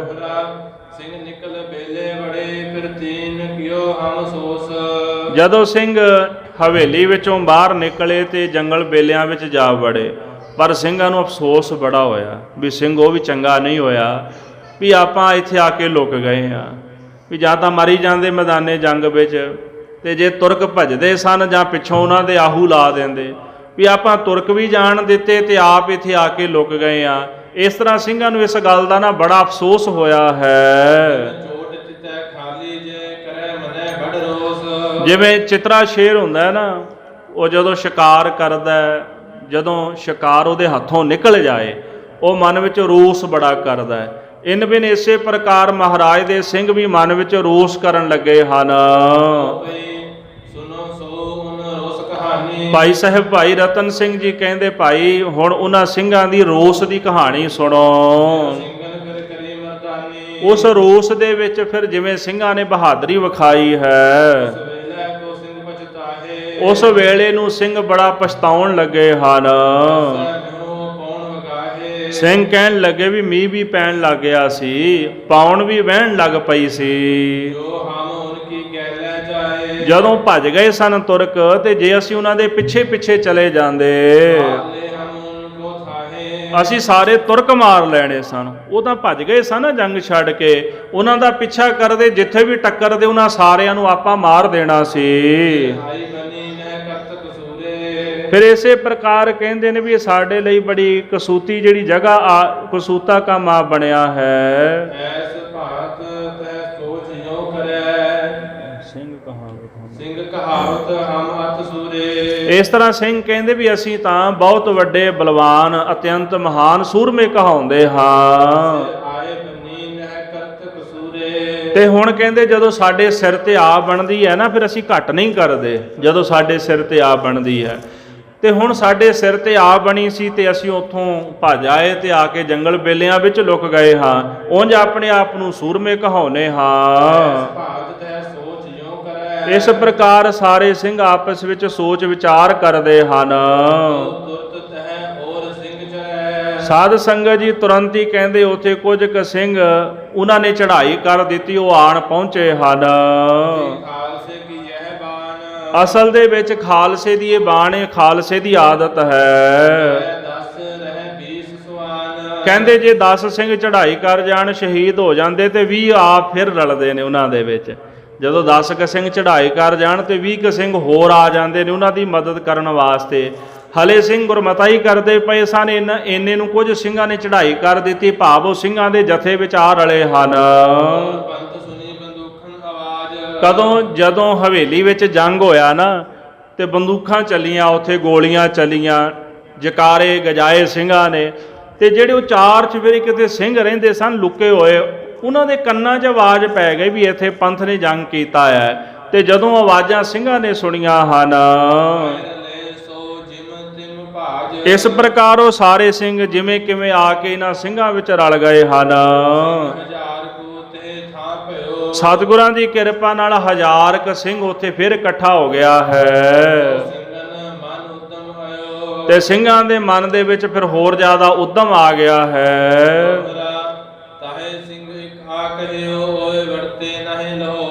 ਇਹਨੇ ਨੂੰ ਇੱਕ ਸਿੰਘ ਨੇ ਆ ਕੇ ਖਬਰ ਦਿੱਤੀ, ਖਾਲਸਾ ਜੀ ਇਹ ਤੁਰਕ ਜਿਹੜੇ ਲਾਹੌਰ ਨਹੀਂ ਵੜ ਰਹੇ, ਇਹ ਬਾਹਰ ਹੀ ਨਗਰ ਦੇ ਵਿੱਚ, ਲਾਹੌਰ ਤੋਂ ਬਾਹਰ ਇੱਕ ਪਿੰਡ ਵਿੱਚ ਕਿਲੇ ਵਿੱਚ ਵੜ ਕੇ ਬੈਠੇ ਹੋਏ ਹਨ।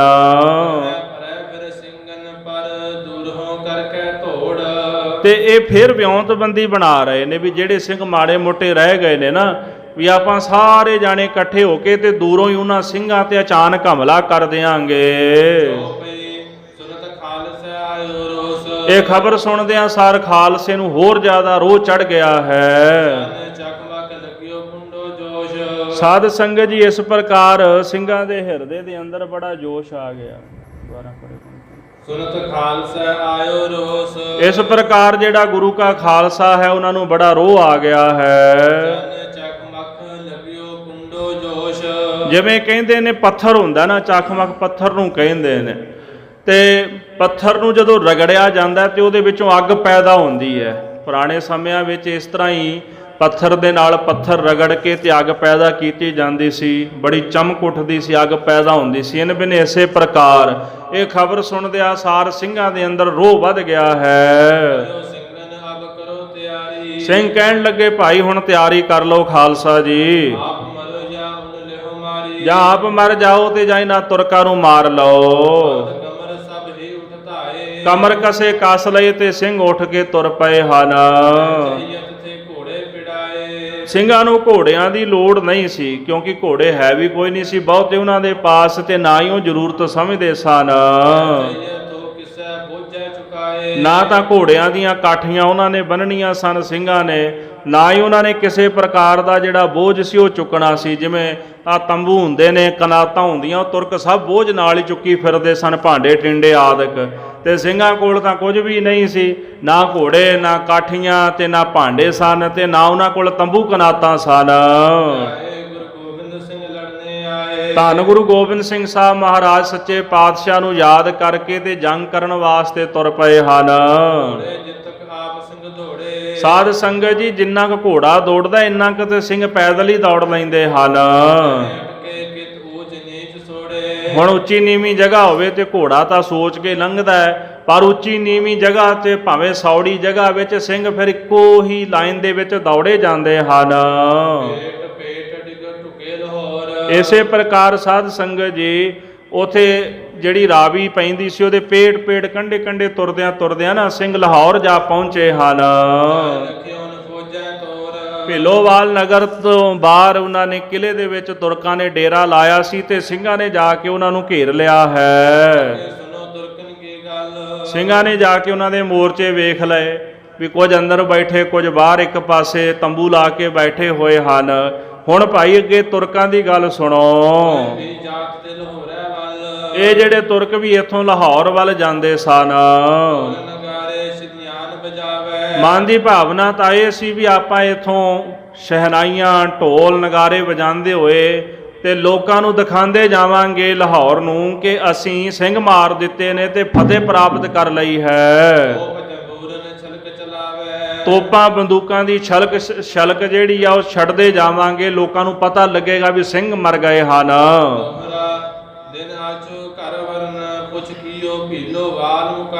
ਅਸਲ ਦੇ ਵਿੱਚ ਇਹਨਾਂ ਨੇ ਜਿਹੜੇ ਜੋਤਸ਼ੀ ਸਨ, ਜਿਹਨੂੰ ਨਜ਼ੂਮੀ ਕਹਿੰਦੇ ਨੇ, ਉਹਨਾਂ ਨੂੰ ਸੱਦ ਲਿਆ ਵੀ ਚੰਗਾ ਦਿਨ ਦੱਸੋ ਵੀ ਕਿਹੜੇ ਦਿਨ ਜਾਈਏ ਅਸੀਂ। ਹੁਣ ਉਹ ਚੰਗੇ ਦਿਨ ਦੀ ਉਡੀਕ ਕਰਦੇ ਰਹਿ ਗਏ ਵਿਚਾਰੇ। ਚੰਗਾ ਦਿਨ ਤਾਂ ਕੀ ਆਉਣਾ ਸੀ, ਕਸੂਤਾ ਕੰਮ ਹੋ ਗਿਆ ਇਹਨਾਂ ਵਾਸਤੇ।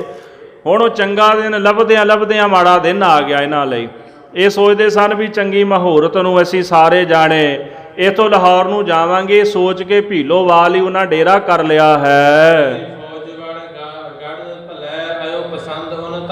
ਜਿਹੜੀ ਫੌਜ ਸੀ ਉਹ ਗੜ ਕਿਲੇ ਦੇ ਵਿੱਚ ਵੜ ਕੇ ਬਹਿ ਗਈ ਤੇ ਉਹ ਜਗ੍ਹਾ ਬੜੀ ਚੰਗੀ ਸੀ ਤੇ ਉਹਨਾਂ ਨੂੰ ਬੜੀ ਪਸੰਦ ਆਈ ਹੈ। ਇਸ ਤਰ੍ਹਾਂ ਕਹਿ ਲਓ ਵੀ ਉਹਨਾਂ ਸਾਰੇ ਤੁਰਕਾਂ ਦੀ ਮੌਤ ਉਹਨਾਂ ਦੇ ਨੇੜੇ ਆ ਗਈ, ਇਸ ਕਰਕੇ ਥੋੜੀ ਜਿਹੀ ਢਿੱਲ ਹੋ ਗਈ ਹੈ। ਜਿਵੇਂ ਆਕਾਸ਼ ਤੋਂ ਇੱਲ ਉਤਰਦੀਆਂ ਨਾ ਸ਼ਿਕਾਰ ਵੇਖ ਕੇ, ਇਦਾਂ ਹੀ ਸਿੰਘ ਇੱਲ ਦੇ ਵਾਂਗੂ ਫਿਰ ਆਪਣਾ ਸ਼ਿਕਾਰ ਵੇਖ ਕੇ ਤੁਰਕਾਂ ਦੇ ਉੱਤੇ ਟੁੱਟ ਕੇ ਪੈ ਗਏ। ਜਿਸ ਤਰ੍ਹਾਂ ਕਿ ਘਮਸਾਣ ਦਾ ਜੰਗ ਹੋਵੇਗਾ, ਉਹ ਕਥਾ ਆਪਾਂ ਕੱਲ੍ਹ ਦੇ ਦੀਵਾਨਾਂ ਵਿੱਚ ਸਰਵਣ ਕਰਾਂਗੇ। ਖਾਲਸੇ ਨੇ ਜਿੱਥੇ ਵੀ ਮੱਲਾਂ ਮਾਰੀਆਂ, ਸਤਿਗੁਰਾਂ ਦੀ ਕਿਰਪਾ ਨਾਲ ਖਾਲਸੇ ਦੀ ਫਤਿਹ ਹੀ ਹੋਈ ਹੈ। ਮਹਾਰਾਜ ਸਤਿਗੁਰੂ ਜੀ ਦੇ ਭਾਵੇਂ ਸਿੰਘ ਗਿਣਤੀ 'ਤੇ ਥੋੜ੍ਹੇ ਨੇ, ਭਾਵੇਂ ਜ਼ਿਆਦੇ ਨੇ, ਜਦੋਂ ਵੀ ਗਏ ਜਿੱਤ ਹੀ ਪ੍ਰਾਪਤ ਕੀਤੀ। ਮਹਾਰਾਜ ਨੇ ਖਾਲਸੇ ਨੂੰ ਫਤਿਹ ਬਖਸ਼ਿਸ਼ ਕੀਤੀ ਹੈ। ਜੋ ਕੱਲ੍ਹ ਆਪਾਂ ਇਹ ਕਥਾ ਸਰਵਣ ਕਰਾਂਗੇ, ਨਾਲ ਨਵਾਬ ਕਪੂਰ ਸਿੰਘ ਹਰਾਂ ਦਾ ਪ੍ਰਸੰਗ ਉਹ ਵੀ ਸਰਵਣ ਕਰਾਂਗੇ। ਸਮੇਂ ਦੀ ਸਮਾਪਤੀ ਹੈ, ਭੁੱਲਾਂ ਚੁੱਕਾਂ ਦੀ ਖਿਮਾ। ਹੇ ਗੋਬਿੰਦ, ਹੇ ਗੋਪਾਲ, ਹੇ ਦਇਆ ਪ੍ਰਾਣਨਾਥ, ਅਨਾਥ ਸਖੇ ਦੀਨ, ਹੇ ਸਮਰੱਥ ਅਗੰਮ ਪੂਰਨ, ਮੋਹਿ ਮਇਆ ਅੰਧਕੂਪ ਮਹਾ ਭਿਆਨ। ਨਾਨਕ ਆਏ ਪ੍ਰਭ ਸਰਨਾਗਤੀ, ਕਿਰਪਾ ਦੇਤ ਦਇਆ। ਏਕ ਅਖਰ ਹਰ ਮਨ ਬਸਤ, ਨਾਨਕ ਹੋਤ ਵਾਹਿਗੁਰੂ ਨਾਮ ਜਹਾਜ ਹੈ। ਚੜ੍ਹੇ ਸੋ ਉਤਰੇ ਪਾਰ, ਜੋ ਸ਼ਰਧਾ ਕਰ ਸੇਵੰਦੇ, ਗੁਰ ਪਾਰ ਉਤਾਰਨ। ਜੋ ਸ਼ਰਧਾ ਕਰ ਸੇਵੰਦੇ, ਗੁਰ ਪਾਰ ਉਤਾਰਨ ਹਾਰ। ਵਾਹਿਗੁਰੂ ਜੀ ਕਾ ਖਾਲਸਾ, ਵਾਹਿਗੁਰੂ ਜੀ ਕੀ ਫਤਿਹ।